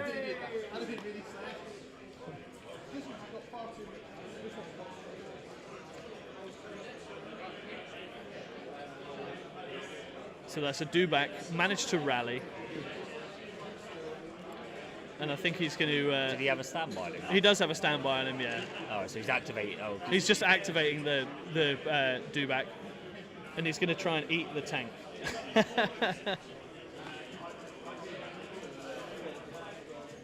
Dean says it's nice to see his list piloted properly. Yeah, thanks, Dean.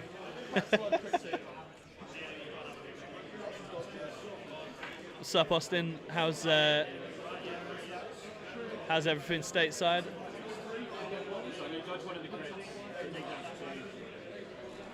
Okay, so after dodge and cover. Oh, saves 1, takes 1, takes another wound, putting him on 7. No, sorry, 8. 8 wounds.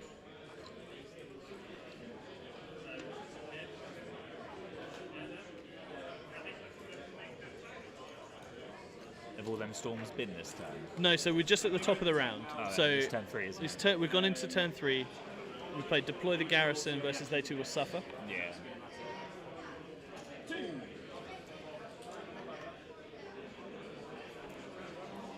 Oh, because it's broken.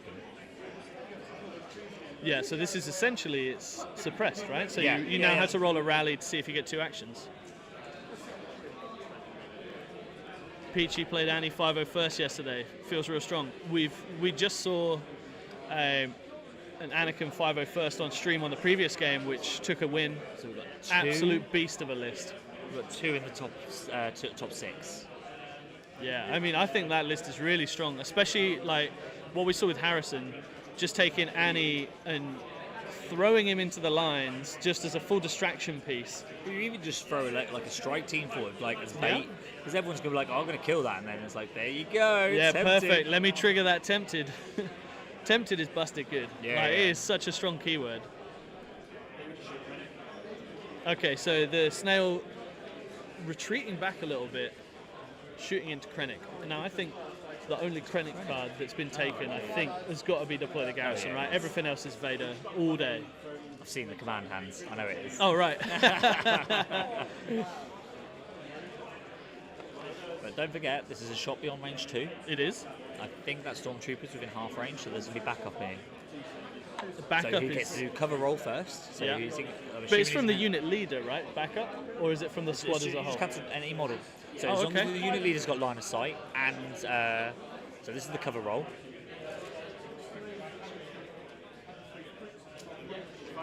Backup.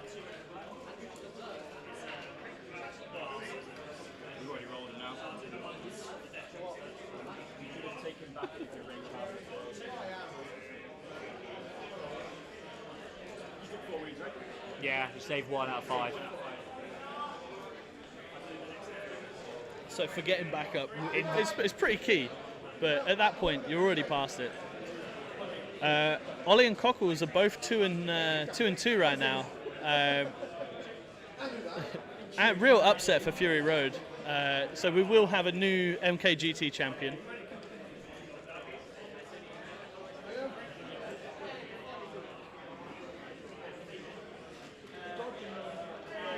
So Krennic's still alive.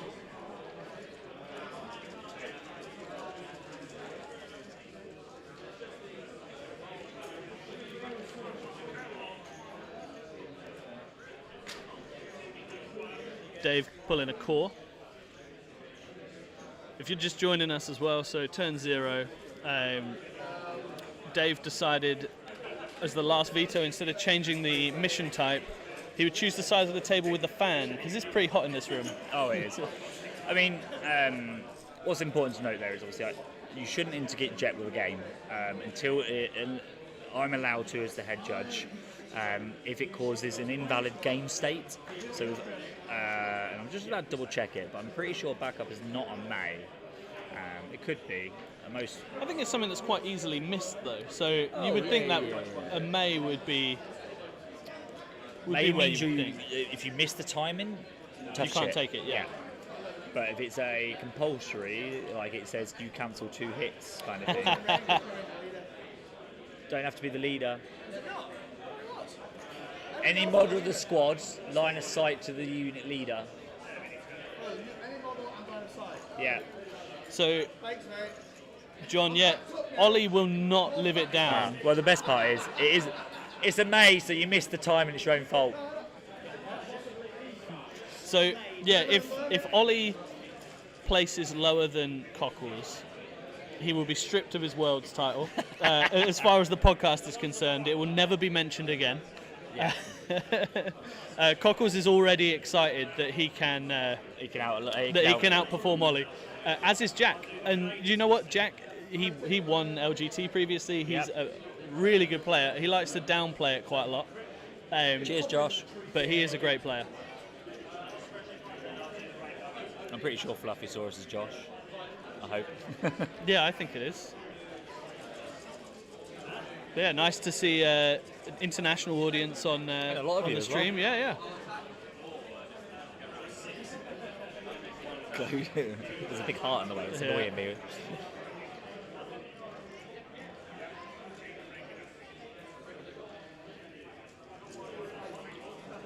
Oh, sauna.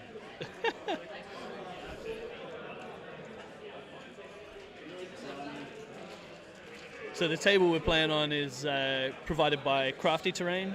If you don't already, they're a great YouTube channel. They have great battle reports, great hobby stuff. Better than mine. So you know what's frustrating is that it takes hours to make those. And the other day, before Mini Stravaganza, we filmed 8 battle reports in a day, so that as my paternity leave starts from playing games, I'd have games to make battle reports for, and very frustrating. Do you just upload them as raw content? That's what I was thinking. We'll do the Legacy edition and just have long form. Here's a battle report. Just let them. Yeah. Dave is currently playing Chris Reese, the Superior Reese. It's currently 5-3 on Recover the Research, Sweep and Clear. It's 2:35, mate. I'm surprised you didn't say it's the best time to go to the dentist. No, that's 5 minutes ago. 2:30. Yeah. See, I've got a dad license. Nearly. Comes printed in the post. 2 weeks, man. Yeah. It'll be here. Can't wait. Austin, because this is, it's close enough. Ollie is already annoyed that my unborn son is going to be called Austin and not Ollie. John, Dad Legion Battle Report sounds amazing. We got to make it happen. We've been saying it for about a year. Is that what we just have our big bellies sat on the table? Yeah. Bellies on tables, dad jokes galore. I mean, everyone bar Ollie has now ticked that box, right? Yeah, on the pod, yeah. Yeah. So it's funny because turn 1 and turn 2, a lot of laughs. I was just thinking I don't know if you noticed, turn 3 is a lot quieter and a lot of head scratching. So I mean, it's got a little bit more serious, but I think it's always still joking. Still there, big time. Still laughing, but as you say, every time there's been Dave's not licking the fan anymore. Oh, now he goes and does it. every time there's been an amazing dice roll, there's been a fist bump. Fist bump regardless of who's rolled it, which is always nice. I'm glad you're honoured. It's not named after you, but as it really is. as far as Ollie's concerned, because he won't watch this back, it is 100% named after you. It's the ultimate next step from Minis and Palpatine. Is there's children named after you? The Church of Austin. I don't know if you went, Jesus. I don't know if you saw yesterday's stream, Austin, but I got the STL file of Palpatine, and then I increased it by 4 times and printed out and made a bronze statue for the Naboo table. And I put that on stream yesterday. So thanks, man. Yeah, that is the ultimate Legion band. It looks really good when It it's does look large. really good. There's a lot more detail on it. Do you know what? I've still got mine unpainted. It will be painted. Oh, I thought you were just going to keep it like how Ollie would keep his. Oh, what's Unpainted. prime it white, punch yourself in the nose and sneeze. No, Yeah. no, You mine. could do that with emojis. I think Jeff Yeah. did it in the chat, didn't he? Yeah, mine might become like a rebel leader of some description, just Oh, okay. Palpatine. Eh. You have to go back and watch them. Yeah, I'll send you a photo, Austin. Okay, so these guys are still really umming and ahhing about what's going where here. I think it's you don't want to activate Vader too early. You'd be reluctant to activate anything too close to Vader because he's got a standby on Vader. But he's And- got to at some point. Yeah, big time. He's not out activating him, and he's got order control, so he knows he's got to activate that over there at some But Dave needs to start killing things to get secondary objectives. point. So I think he's going to get that one where Vader is. So Yep. then he'll start getting 4, and that'll give him the chance to catch up. Uh-huh. Well, I'll be honest, when I showed you that picture in Spain, I knew great power came great responsibility, and I could think of nothing better for that photo. There's an AI filter where you can turn things into Muppets, so I turned that photo into Muppets, and it looks almost better with Ollie as a Jim Henson Muppet.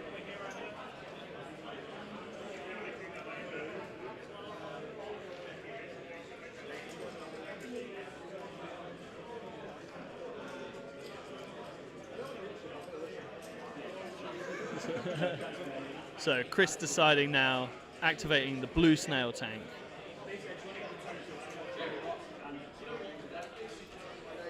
So he's just said he wants to be touching the rock and within scoring range of the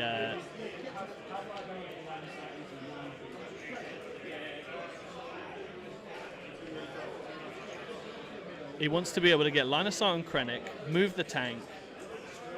The blue tank has no wounds currently. So he's going to be sitting pretty for a little while.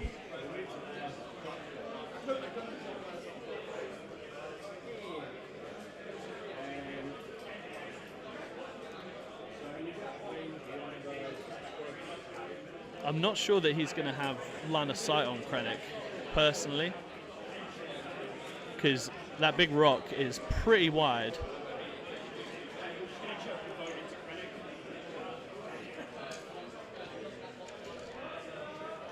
Yeah, no, with silhouettes, he does have line of sight on Krennic.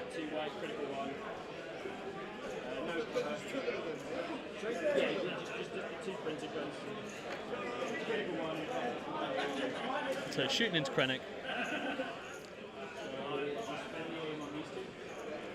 Spending the aim. Woo. So remembering back up this time. He spends a dodge. Spends a dodge, backs up, and takes 2 wounds. So Krennic back on 3 after the medics doing some work.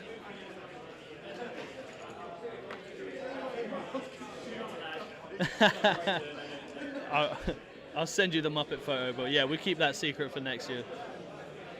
As after many games this weekend, any takeaways on how the meta will possibly shape out? I would tell you now, Scout and Infiltrate are massively impactful, and I think if you look at the list breakdown, there was 96 players and 96 copies of Recon Intel across the weekend.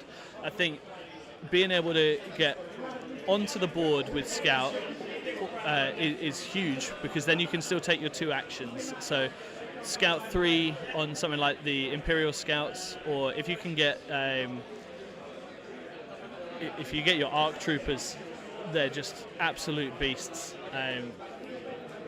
I think things like Attack Strike. I know that we've got a couple of friends who played some Attack Strike lists, like Elliot Thomas and John played Iden Attack Strike, and Infiltrate, double move for tactical, and it is just unbelievably strong right now. So that's the main takeaway that I have. Another good takeaway, I think, is that there's a lot more lists that are viable.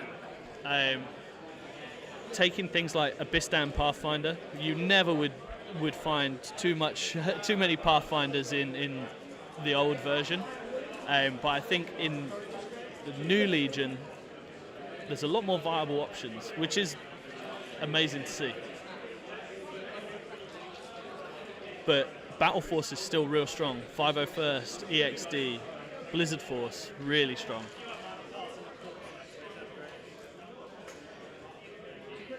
So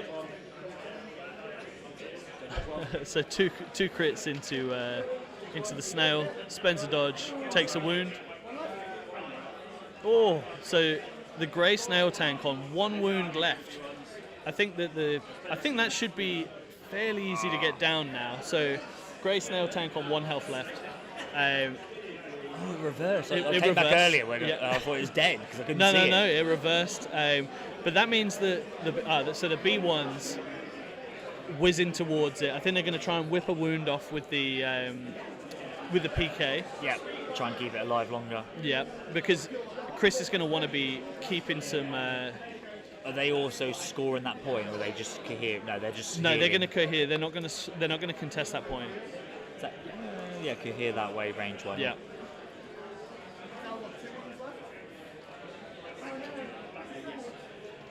So I mean, our top 6 undefeated at the moment.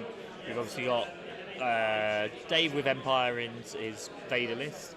We've got Chris with the Snail EXD. We've then got, who's it? We've got 501st with Harrison, who was on stream previously. Yeah. Anakin 501st. I think, if anything, that got way stronger with the Anakin changes. We've then got Matt Haslam with Obi-Wan Kenobi, or Kenobi, sorry. Yeah, with his commandos, right? Yep. And then we've got Tom MacArthur with his snail tank, so exact same list as what we're seeing here with Chris, because they're both from Scotland and play in the same area, and obviously... Well, they've been brainstorming together, right? Yeah, all of Team Scotland with Dean as well, who's obviously on the stream watching. And Tom is currently facing, I think it's George Barker, and I think he's running 501st.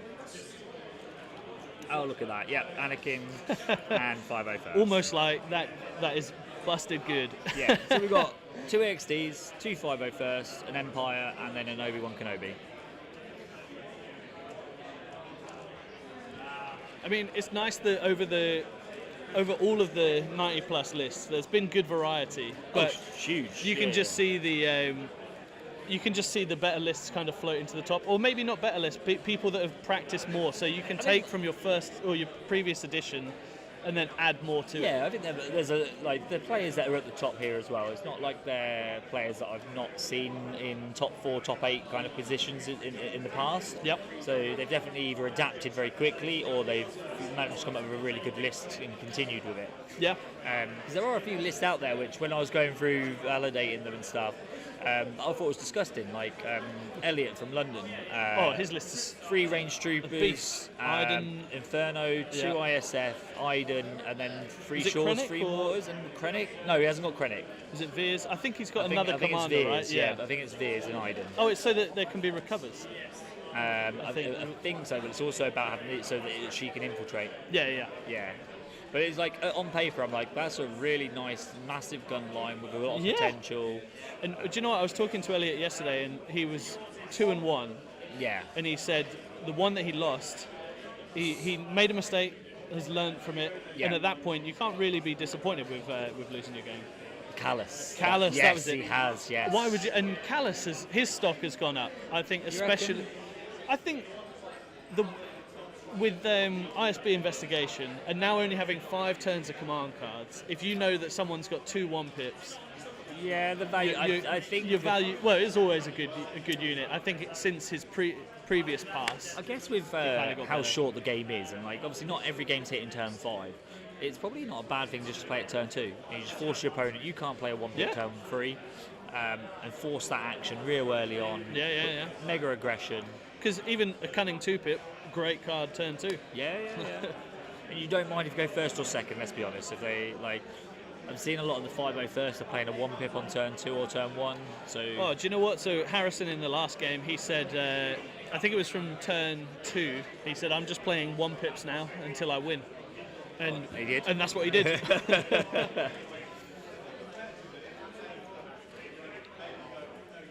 No, I think it was really nice seeing a lot of interesting lists throughout the whole thing. Like, as you say, variety. Yeah. Obviously, we are the biggest event in the UK, 92 players this year. We sold, I think, about 100 tickets, realistically. And obviously, we're only 3 weeks out since the rules dropped. So, for me, there's been a lot of learning with the terrain placement and getting that right. I've not had to move too much, actually, which I'm quite happy about. Yeah, it does feel like there's been a few of these around where you can see the map layout with the POIs. Yeah. Oh, that's not a great roll from T21 there. Two crits. To do 2 wounds. Into a snail, dodges 1. Yeah. Oh, and blocks as well. Keeps it alive longer. Yeah. More resources Dave's wasting. Yeah. But then that's still the smart choice, I think. You've got to get those snails gone now. That's how he's going to keep contesting more POIs than Chris. It was smart of Chris to swap which snail was contesting the 4th objective. Yeah. Because it means that he's just... You only need to contest with this one, don't you? Yeah, it's not owned. control. Yeah. No. Which, do you know what? Until the scoring of round 2, I hadn't read the card enough to realise that. yeah, so, yeah. you know, like I said, it's... Encourages you to be aggressive, move up there. which, I mean, you can... Yeah, plays into Dave's hand. Yeah. well, I mean, both of lone them, to Jew be back at the fair. moment is scoring Dave a VP. Yep. And there's nothing going to take him down, and he's only on 2 wounds. 3 suppression though, isn't it? 4. 4. All right, so he is panicking. Yep. So he won't be contesting no. it right now. And Vader's too far away for that infinite courage because he's at the other end of the board. Can't move. Vader.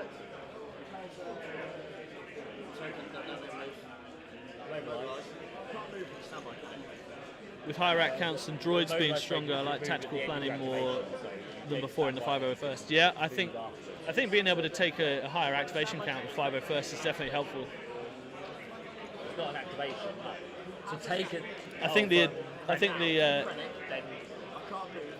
having the additional pass pool is pretty good as well. Like, you know, being out activated isn't just constantly I go. Having the pass pool built in is really useful for, you know, if you play into something like, I know that you've played into a 15 act Ewok list. Yep. And being able to, cool, I've got the priority, but I'm going to pass. Then I'm going to activate. Then I'm going to pass. Then I'm going to. The turn that I found it was actually the most important was turn 1. I found it massively important. Turn 1. You deliberately lose priority, so you play standing orders. You hope they play anything other than Anything else, Yeah. So they go first. They bring a unit on. You pass as your first activation. So they've got to bring on 2 units before you do anything. Yeah. And then you basically bring on 1 unit, you then pass, and you can bring on 1. Yeah. You're stalling as long as possible to get the most amount of information. Oh, here we go. So, taking a shot onto the Dewback, I think. So BX is moving up. It's interesting to go for it. What would your better choice be, though? I think from what they'd have line of sight and range on. Long term, it probably is the better choice. Because if you can stop him from contesting that one. But he already is not contesting because he's panicking. But if you can get him to permanently not contest, because this is because going he's to go dead. another round and he'll be dead, Yeah. and then you're way ahead on attrition if you've killed 3 Dewbacks. Yeah. Because currently this hasn't been the bloodiest game. I was imagining it to be a lot more violent than it has been. I mean, Dave's still not scoring the secondary either. Yeah, no, he hasn't killed a single unit yet, which is rare. 25 Ewoks. Oh.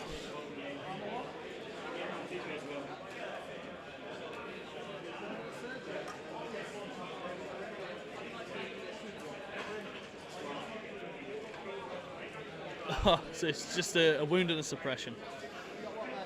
That is a lot of suppression on that do-back, though. He's going to... So Vader still hasn't been, though, to spend a standby. Well, neither of the B2s, so I think that's all he's got left, though. Yeah, so Dave is out-activated, but he hasn't passed yet. He's probably forgotten. Oh, he's no doubt he's forgotten. Yeah. It's game 5 after a night out. Yeah, he was in bed, and then Ollie rang him. He was like, Dave, you're coming out, mate. You're coming out to the nightclub. You're coming to the nightclub. And Dave was like, oh. And then he turns up at the nightclub. He was already in bed and was ready. And he got out, got dressed, and came back out again. That's amazing.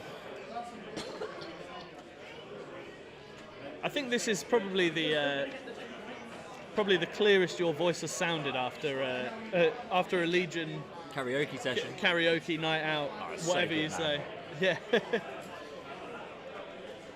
The fact that we had random people turn up from the hotel lobby because they heard it was Dave actually, wasn't it, singing the first song. LVO have chess clocks. Oh, that's interesting. How do you feel about chess clocks as a TO or event organizer? As long as I don't have to buy them, I'm okay. I've got to buy 50 odd chess clocks. I don't like them. Because I feel like I would be fine playing with chess clocks. I have no issue with them. It would reduce slow play. I think it reduces the slow play. I have no issue with that. I think it encourages an equal amount of fair time. So if you do have someone running the 22, 21 activation list that you can get, it does make it still quite fair. Oh, okay. So this is Vader's swing after a standby. Oh no, he's activated him. Yeah.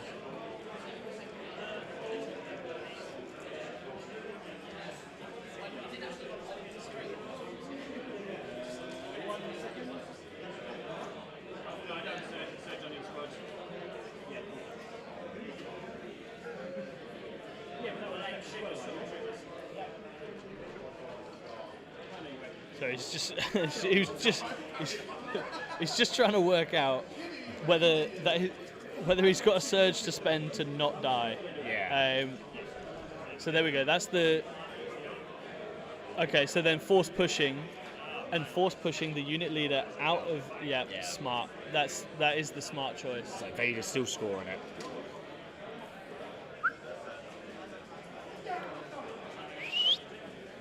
Dave.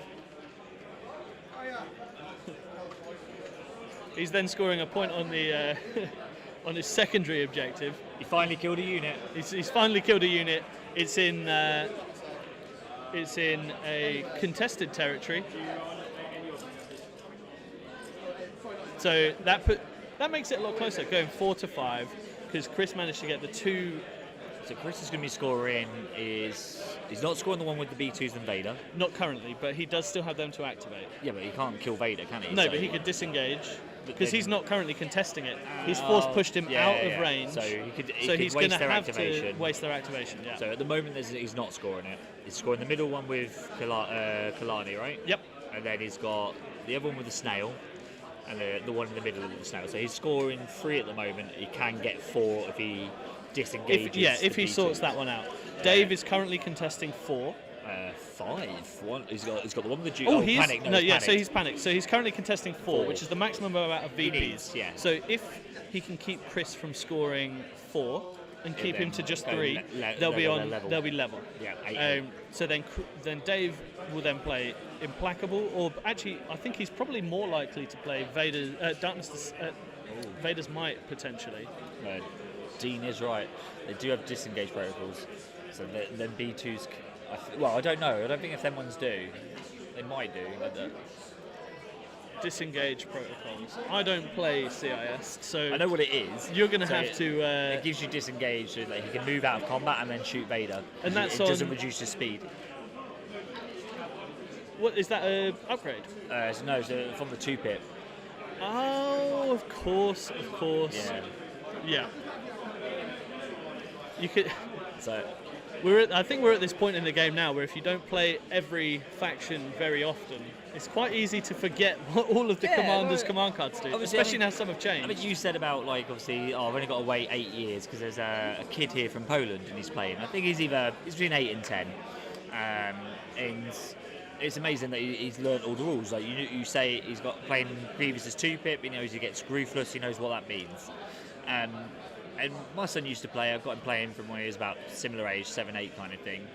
And it was a simpler time back then because it was just your rebel core, and your empire. And he played up to shores and he understood the rules of they get an order, they get an aim. It was everything was one it was quite keyword. simple. Yeah. And I think now, it is harder to introduce a younger kid to play unless they've got the interest. My son does not, unless it's football related, he doesn't care. But as you said, I think as a starting point to be mega competitive, unless you know all of them things, like, do you plan around someone playing that card? Do you just don't care and you just stick to your game plan and don't worry about what they've got? Like, it can affect you, but... Yeah, I think the higher end tactical decisions become a lot harder to introduce to a newer player, for sure. Yeah, 100%.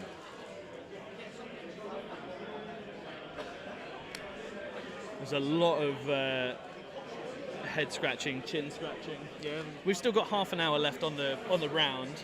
We're currently on turn 3.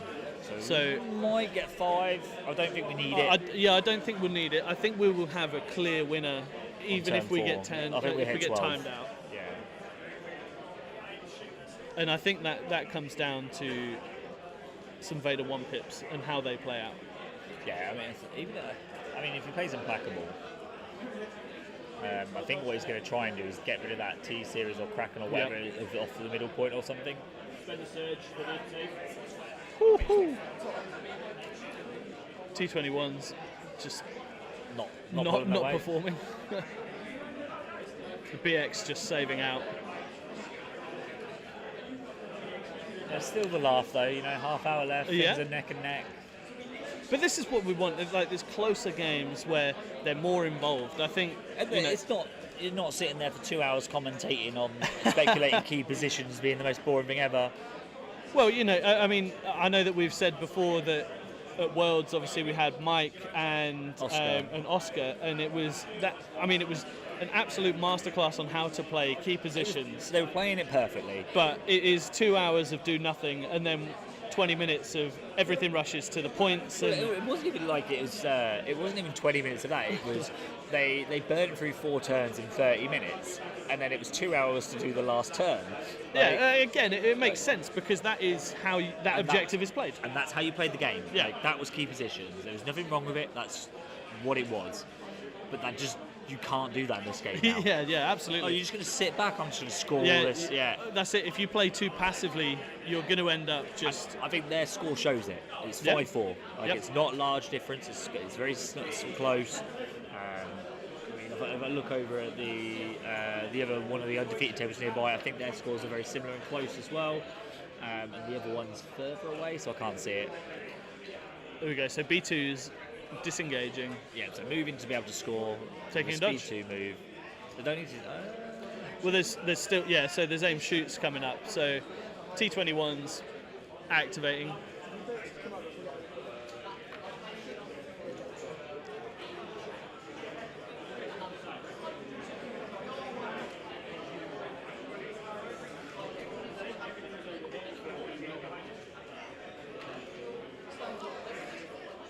I think they're just working out some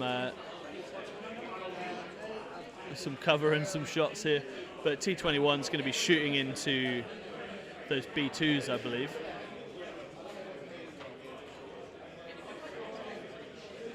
That's what I think's happening too, Dean. So he moved back and took a dodge, and Dave then shooting into that same squad. With 2 crits. Oh, loses a B2.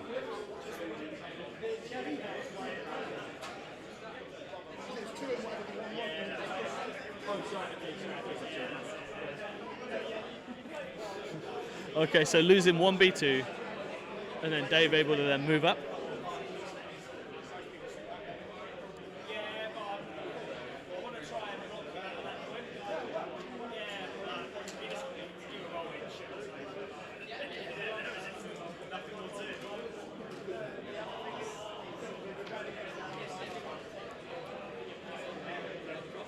I feel like the dodge was to try and preserve the squad, whereas shooting into Vader, there's still med droids. You would have forced him to burn some med droids, maybe.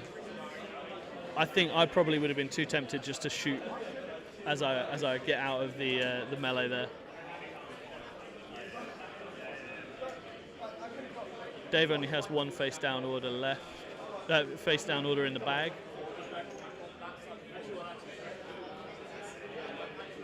Chris pulling out a T-Series.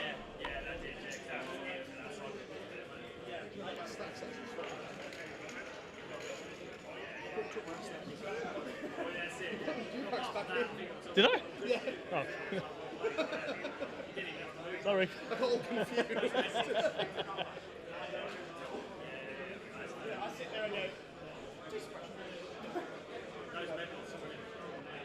So T-Series making a move.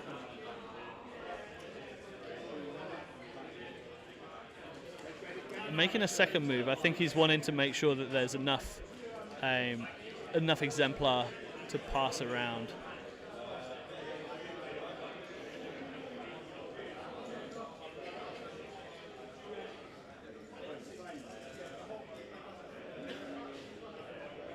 Oh, Liam, that'd be amazing. We appreciate any support. At the moment, we've got a little bit of a ghetto rig from poles and webcams that I bought from Amazon, so that would be very much appreciated. Hello, mate. How's it looking? Yeah, it's looking pretty close right now. So we're joined by Chris Smith. How's your games been today, Chris? Yeah, won my first game. Beat Cockles of That's No Moon. Sorry to say. That's always nice to hear. He'll definitely complain about it. He'd say he made one single cover save the entire game. I think. Oh, I've heard him bitch about saves already in cover. So yeah, we've got Chris and Dave, and it's very close. There's one victory point in it at the moment, 4-5. There's not a lot dead from what I can see. There's 2 dewbacks and then a B2 squad is what's dead. Yeah. And we're on turn 3. Okay. No, we're on turn 4. Yeah. Turn 4? Hold on. Turn 3. Okay. So I've Turn got 3, sorry. 20 minutes to get. Yeah, so we're probably not getting to the end of turn 5, but we've got we're playing Recover the Research, Sweep and Clear. They both scored. Chris has scored 2 of the secondaries, whereas Dave's scored 1. Yeah. Vader's in on the point. Hey Liam, I'm good man. How are you? Guys, you're not here, buddy. I played Chris Ree's game 1 yesterday, which is not what I wanted in my first game. And Well, I mean, from the fact that he's 4-0, I don't need to ask. Yeah. Oh, he beat me hard, man. Yeah, double snail EXD into. EXD still good. Yeah, Clone Trooper's not happy. It turns out Exemplar is exactly what EXD needed, right? Yeah. They were rubbish before this, so yeah, I'm glad they got the buffs they needed. Okay, so we're going. It's the end of the round, so we might get to 5. Then. collecting up and scoring. I think we'll certainly start if we don't finish. But we will see as we score this round. This is the problem with top level play, you see, because not enough stuff's dead. It takes longer. I had to get all my stuff killed to get to turn 5.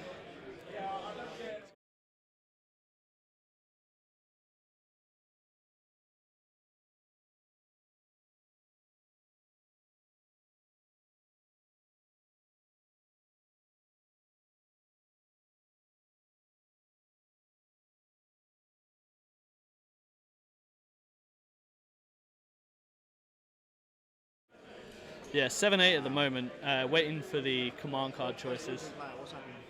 I mean,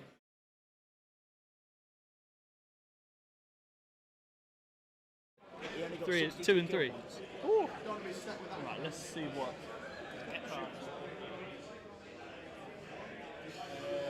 You alright, Chris? I'm good, man. Lick to see. Watch out. So we got You should make me a That's No Moon member. Oh, that's not happening. We got the one pip roll off.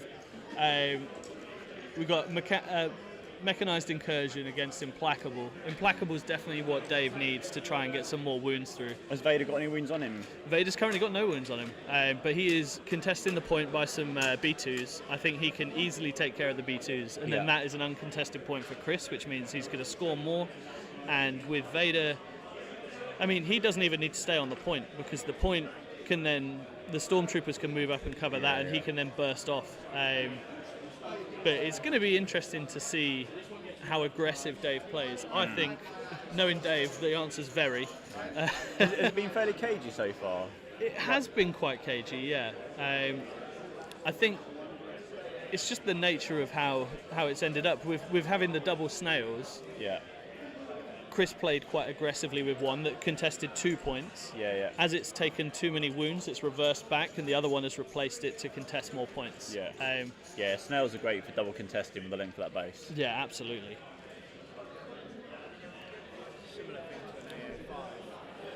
Yeah, Mike, you're saying that this game actually takes a little bit longer than the old version, since almost none of the activations are easy. You do X, do Y. Yeah, I think it depends on who you're playing and at what level. I think as you get higher, well, at the start, I think it takes a little bit longer, because getting used to turn one, if you don't already know it, is a big change. So I think that takes a little bit longer.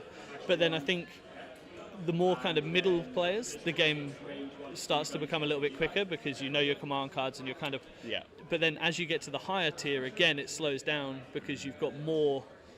Almost, we always call it analysis paralysis. You've got more thinking points, and it becomes quite hard. Yeah, turn one is very easy to misdeploy onto the board and lose activations early.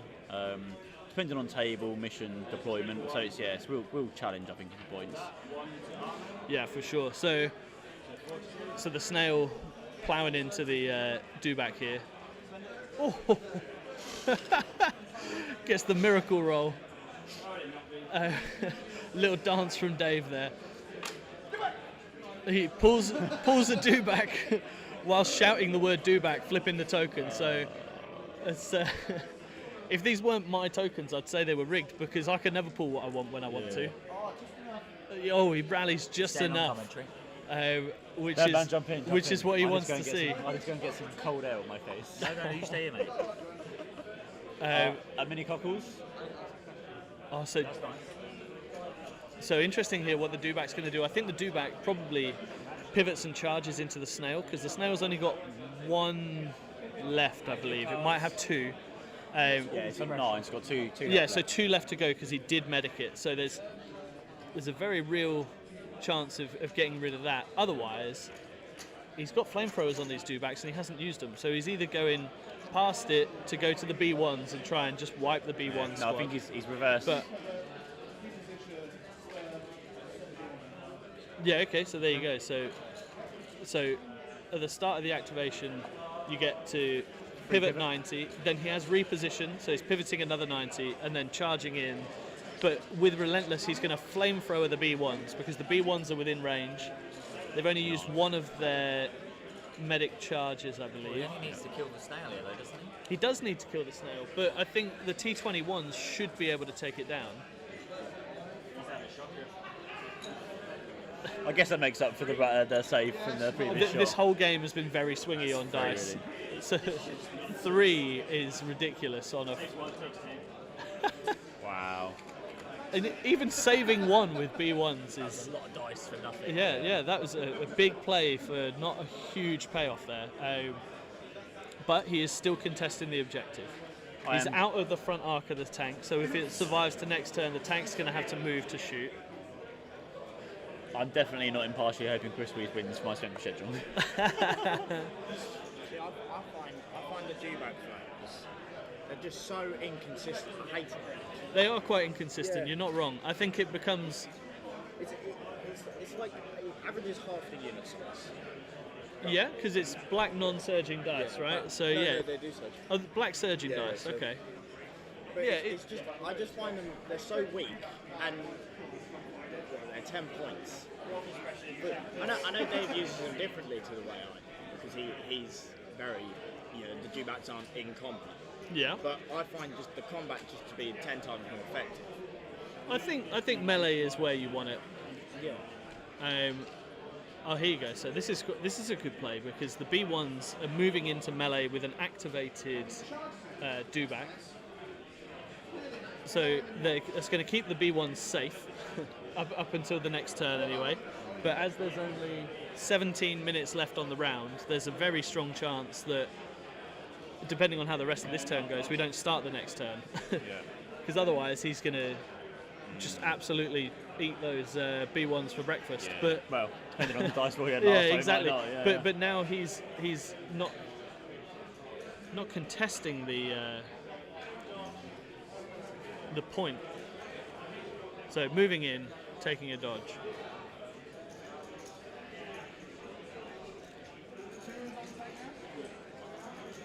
So I think the T21s aim and shoot into the tank, try and get some of those crits, get rid of the It's got tank. one dodge. And Yep. It's got outmaneuver nimble. It does, yeah. So you But need- with volume of dice, you should be able to get majority of them dead.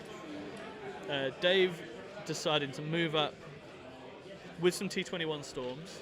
It's like a B1 model with a worker droid left. Yeah, I think that squad got whittled down quite a lot. But it's attrition on the board. If he can get into a neutral territory, Claim oh sorry, you can do one for any territory. Yeah, So he'll be yeah. able to claim another VP, which would put them at equal points. Yeah. And then this has become a really close game because Chris managed to score his 2 secondary points in the first round, Yeah. whereas Dave is now claiming them later on. So it's still very close. So in the first round, First round with this you one. can only score 1 per round. Yeah. No. So sorry, it says. Yeah, once per round, per player. Yeah. Okay. So yeah, one would be in the first round, one was in the second. Sorry. Oh, right. But yeah, you scored one of each of those. Yeah. Yeah, I just had that in my game. Yeah. It swings so much. Oh, there you go. So that's one of the B1 squads gone. Dave.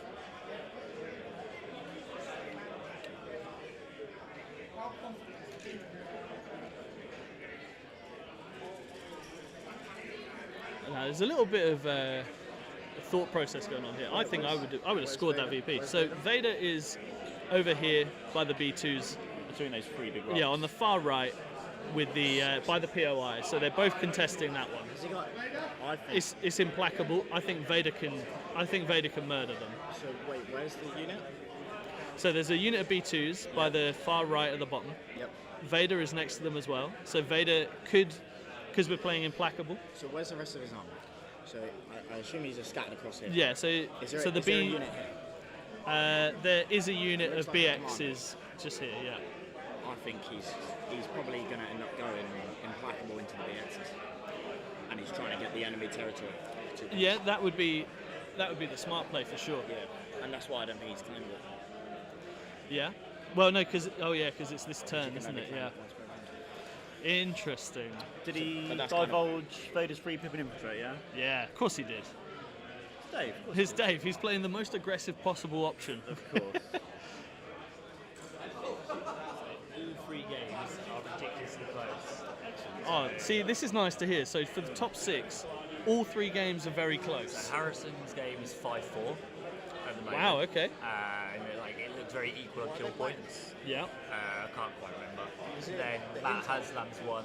I think they're 5-5 as well. Wow. Okay. And then this one we're 7 to 8. So again, ridiculously Right, so they close. didn't manage to stop him from scoring that. No, but he did claim a secondary, which has bumped him up. Yeah. So it's kept him in the contention. Yeah. The risk here is, obviously Chris can finish the game this turn. Chris could finish the game this turn for sure. I think if he can score a secondary, Probably not making then it it's to done. turn 5, I don't think, either. No, Realistically. What turn is it? 10-4. We're in turn 4, yeah. So yeah, you're not wrong, John. If he can get Vader into the BXs, that is in enemy territory, it's going to get him more points. Has he spent burst on Vader? Nope, burst is still up. That's what I think. If he Yeah, bursts yeah. him in, You're not wrong. That is definitely the play. so that's why I did it in my game. Yeah. I got fears for it. But the difference is Oh. getting through a Quite unit. nice dice. Yes, there's been some nice dice. Getting through a unit of BXs. Yeah. can't remember. Do they have impervious? Yeah, the BXs are impervious, right? Yeah. So he's kind of relying on Vader Yeah. being Well, if he good could, enough yeah. if he's doing it that way. I can't remember if the Vibro swords gave him immune pierce melee or if they were just impervious. Yeah, I'm not sure to be honest. Let's give him a duelist. Yeah, I'm surprised they don't have duelist. I get to comment. Oh. So Alfie, tell us about your tournament so far. How's it been going? Well, bit of a mishap here. So I played 3 rebel players somehow, Yeah. and only 1 clone player. So even despite 32 of them. Yeah. So I've managed to have a nice tournament instead of clones. What I quite like with the top 8, that you have this game, which is 2 factions that aren't clones, aren't Republic. Very true. There is the game behind them is 2 Republic games, but it's just like it's refreshing to see that other things are still good than Arcs and Anakin. Yeah. So Chris Reese just taking down a activation which was Krennic. He was in a contested territory, so he's claiming another VP. So that puts Chris on 9 to Dave's 7. So it bumped him up 1 more. No, I see. The issue I'm having at the minute is so I play a similar list to Dave normally in triple G-backs and Vader. Yeah. The issue I'm having is because I'm now playing something out of my comfort zone. So I'm playing a rangeful gunline, and I'm finding it difficult to manage both objectives and the general playstyle. Yeah. So with new objectives and a new playstyle, I've kind of thrown myself into the deep end in a way, which is, to say the least, screwed me over. Woo! That was a good T21 shot for 4 crits. I think it looked like it.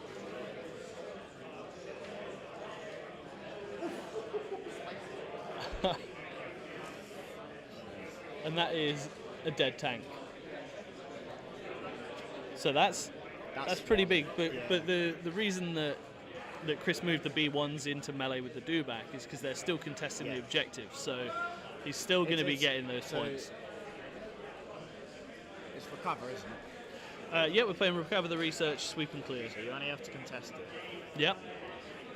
And was that tank holding 2 or 1? That tank was only holding 1. He reversed it back because it was only on 2 wounds left.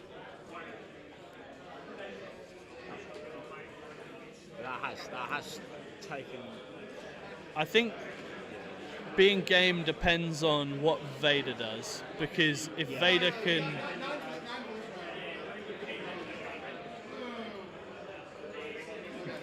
If Vader can score the 2 that he needs, then that push, and they're holding. So Dave's so holding that one. They're both currently holding 4. So both scoring 3, and then if Dave can get it, that'll tie up to enemy. Well, Chris only needs to score 3 to win. Yes, but he can't. He has to score 3 at the end. So if they're both scoring 3 from objectives. Yeah. So if Dave manages to get the BX droids in the enemy territory, he pushes up to 9. They both score 3. So but if Dave can stop him contesting 1, and then score the points for killing in an enemy territory, and it's implacable time. Yeah, exactly. So he can start pushing things off. So I think this is why Chris is going to activate the BX and remove them from the double moving them out of the enemy territory.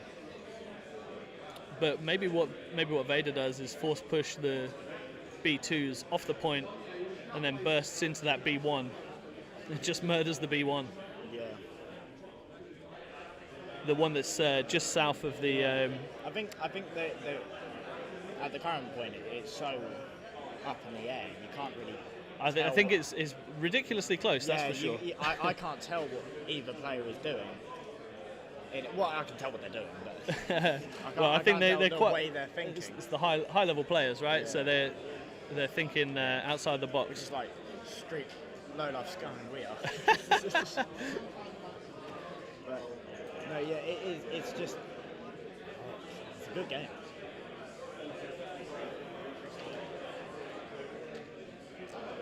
There we go. So that was a real key move.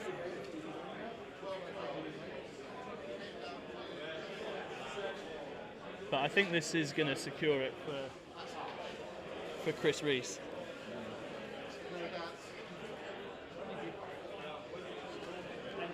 Oh, look at this. Chris is delivering water to the players, both very sweaty. Yeah, okay. Thank you, mate.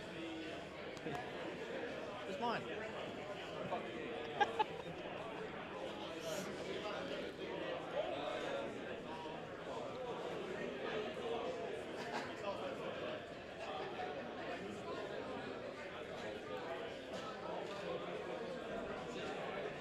Hey Kevin, yeah, this is Dave Grant versus Chris Reese, both currently 4-0. You're joining us in turn 4. Well, let's not say that your dog lives just yet. So we're on Implacable. Dave needs to score his enemy territory secondary and stop Chris from scoring a contesting 4 of the objectives, the POIs, to win the game. I think there is still a window for it. I think Most definitely, yeah. if you push those B2s away from, so he's going to push them out. Yeah, it's a big activation. Well, he's going to push them out, and he's going to cohere him into the territory. Is Dave running op or commander? Commander, Good choice. the correct choice. Yeah. So he's going to push him into the enemy territory. Yeah. Okay, so then he's going to aim, and then burst the speed Yeah. into melee. And enemy territory. Yeah. So Mike, we've got one more round, and then if we need to have a shadow round for the finals, we will. But it depends how the pair down's going to go.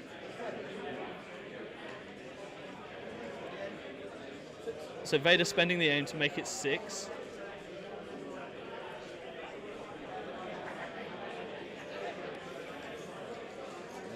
I'm assuming there's only 3 in there. Or is it full squad? I believe it's a full squad. So he's got to take both his activations to do it. Yeah.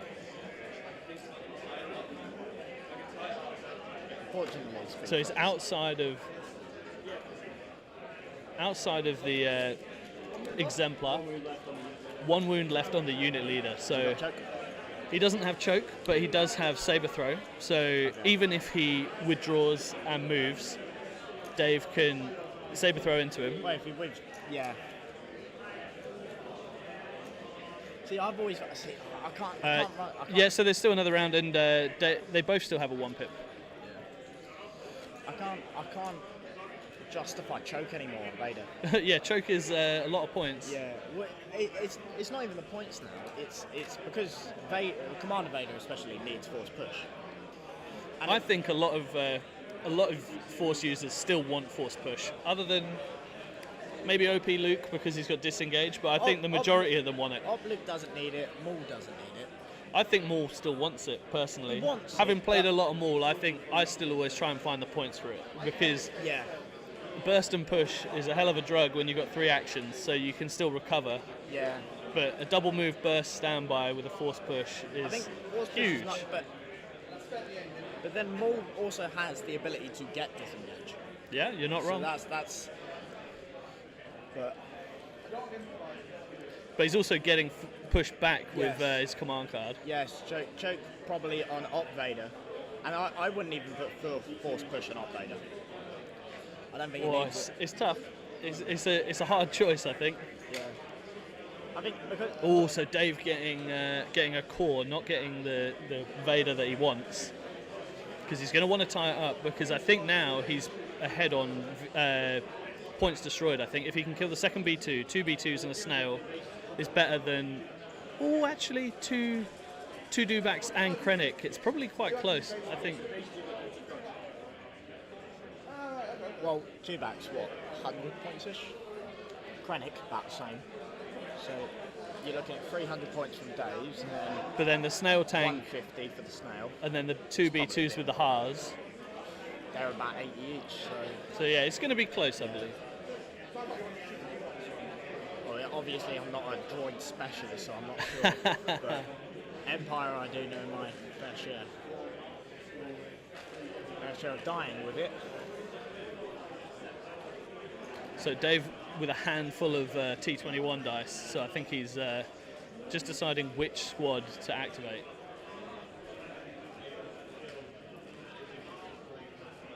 Choke and Saberthrow. Probably end up. Yeah, see if you do that, then you're leaving you're leaving push or burst, and Yeah, burst is a must take. So, see, choke. I've always seen the thing with it. I've always wanted it, but I can never justify leaving force push. yeah, no, I think it's tapped yeah. for a joke. So it's kind of just this once per game thing, and you have to kill a model that's at least 10 points to make it worth it. So Dave activating a T21 and just moving into base to base with the tank. There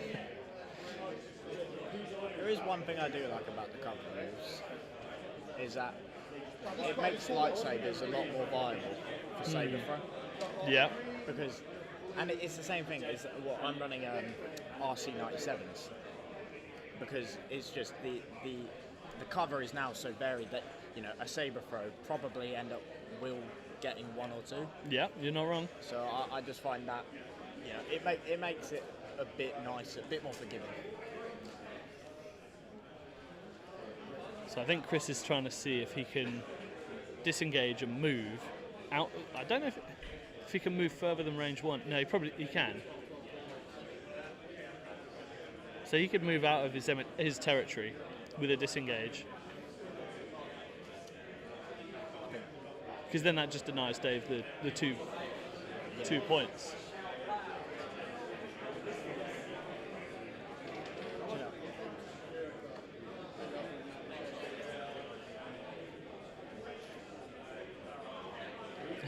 six Wookiees, 3 flutters. You can just add Yoda to that list now. Last time on the round, do not start the new round. Oh, okay. So This will now be the last round. yeah, this is the last round. Do not start a next round. 15 minutes till hard dice down. So we're really coming to the wire here on who's taking who down. I can see that another one of our top 6 games is finished with Haslam. Alfie, can you just ask Yeah, I'll those just guys go what the see score was?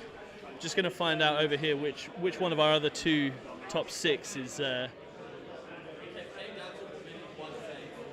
coming down. And here we go. So the B2 disengaging from Vader. And then double moving. So it came down to a dice roll on their game that Obi-Wan needed to hit someone, And and it 8-7 to Haslam. oh, okay. So- So Matt Haslam in the top 3.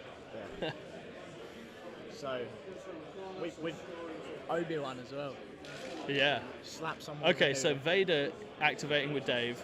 He's going to move into the scoring. He's just fell over. Yeah. So Vader's dead. I think this is the last roll of the game. He's going to saber throw, kills the B2. He's going to score his secondary for 2 points. And then it's going to come to kill points, which with that B2 dead. Because Vader was standing in the territory to make it scoring. So this is going to come down to points. Yeah. I don't think that there's I think, anything that can happen it's here. very much looking like points, and I think Dave just about wins on it. It's close, very close. Oh, Rankar, sorry, I missed that. What was the question? Sweep and clear depends on where the attacker is, not the defender. Correct. Yeah. So Vader still stood in the still stood in the deployment, scores the 2 victory points. That ties them on 9 victory points apiece. So I think, unless in the next couple of activations anything can kill something, it's going to become a kill points game. I do love me of kill points. It's always so tense. I mean, especially when it's looking. If you're at the top tables and that's how the game's decided, it feels like it was a pretty even match. Yeah. I see. I was always a big fan of just kind of the, you're on intercept 7-7 kill points kind of, and then there's 50 points in it. Oh well, we've had a couple of games that have ended like that. Yeah. We've had a couple of games that have also ended the complete and opposite way. Both mine and yours. Yeah, absolutely.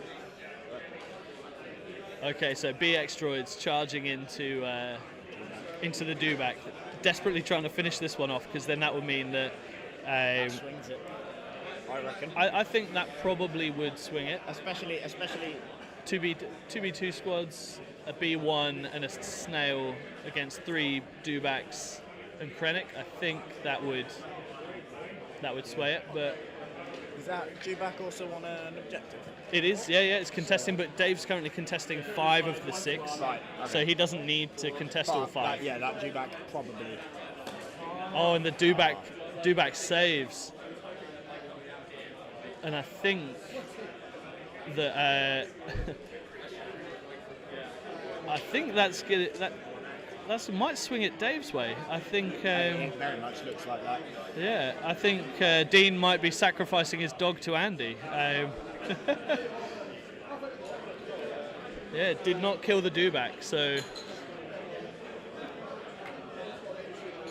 Dave's Dave's green squad done, just order down, face down, and then the other squad aim and shoot the BXs. He's just trying to get some. No, gets the points.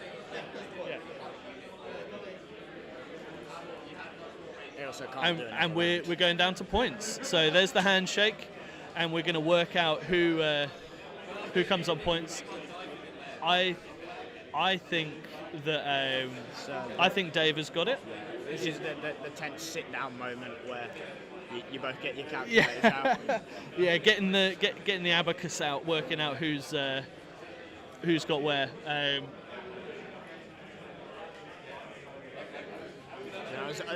couldn't watch the whole game. Obviously, I had to do mine. But from what it looks like, I mean, this has been a real close game the whole way through. I think really Chris managed to pull ahead a little bit on the secondaries, which meant that Dave had to play that a little bit more aggressively. Really good play on the snail tanks. My opinion on the secondaries has changed a bit, because originally I kind of went in with the realisation of just like, oh, they're not going to do all that much, and I didn't. Oh, expect they swing them a to. game. Yeah, and then when we had a local tournament, and it was we were just doing it, and I'm like, oh, secondaries really do swing the game. I'm not sure if I'm a big fan of that, and then now I've realised that the game isn't. The secondary is part of the main mission, really. Yeah. You've just got to do both. Yeah, you just have to play to your objectives. Whereas, yeah, Chris is on 4 POIs. Dave was on 6. How did it come down, Chris? Dave's got kill points, so it's going to pop in. Yeah, there you go. So Dave wins on kill points put in. Apparently, Commander Vader's not good anymore. is it that? I'm in that now. Operative Vader. So there you have it. So Dave Grant taking the win on kill points. It ended at 12-12. It was a real close game. I am going to find out what time the next round is going to start, and we will join the stream back in a minute. So bear with. I will leave you with Alfie.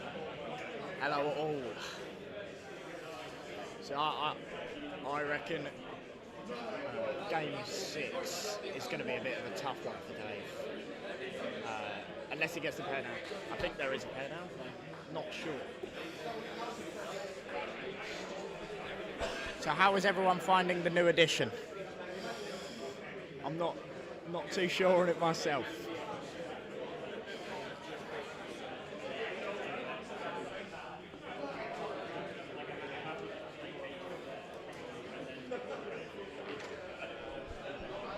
Okay, so the next round will be starting at 4 o'clock UK time, so in just under 20 minutes.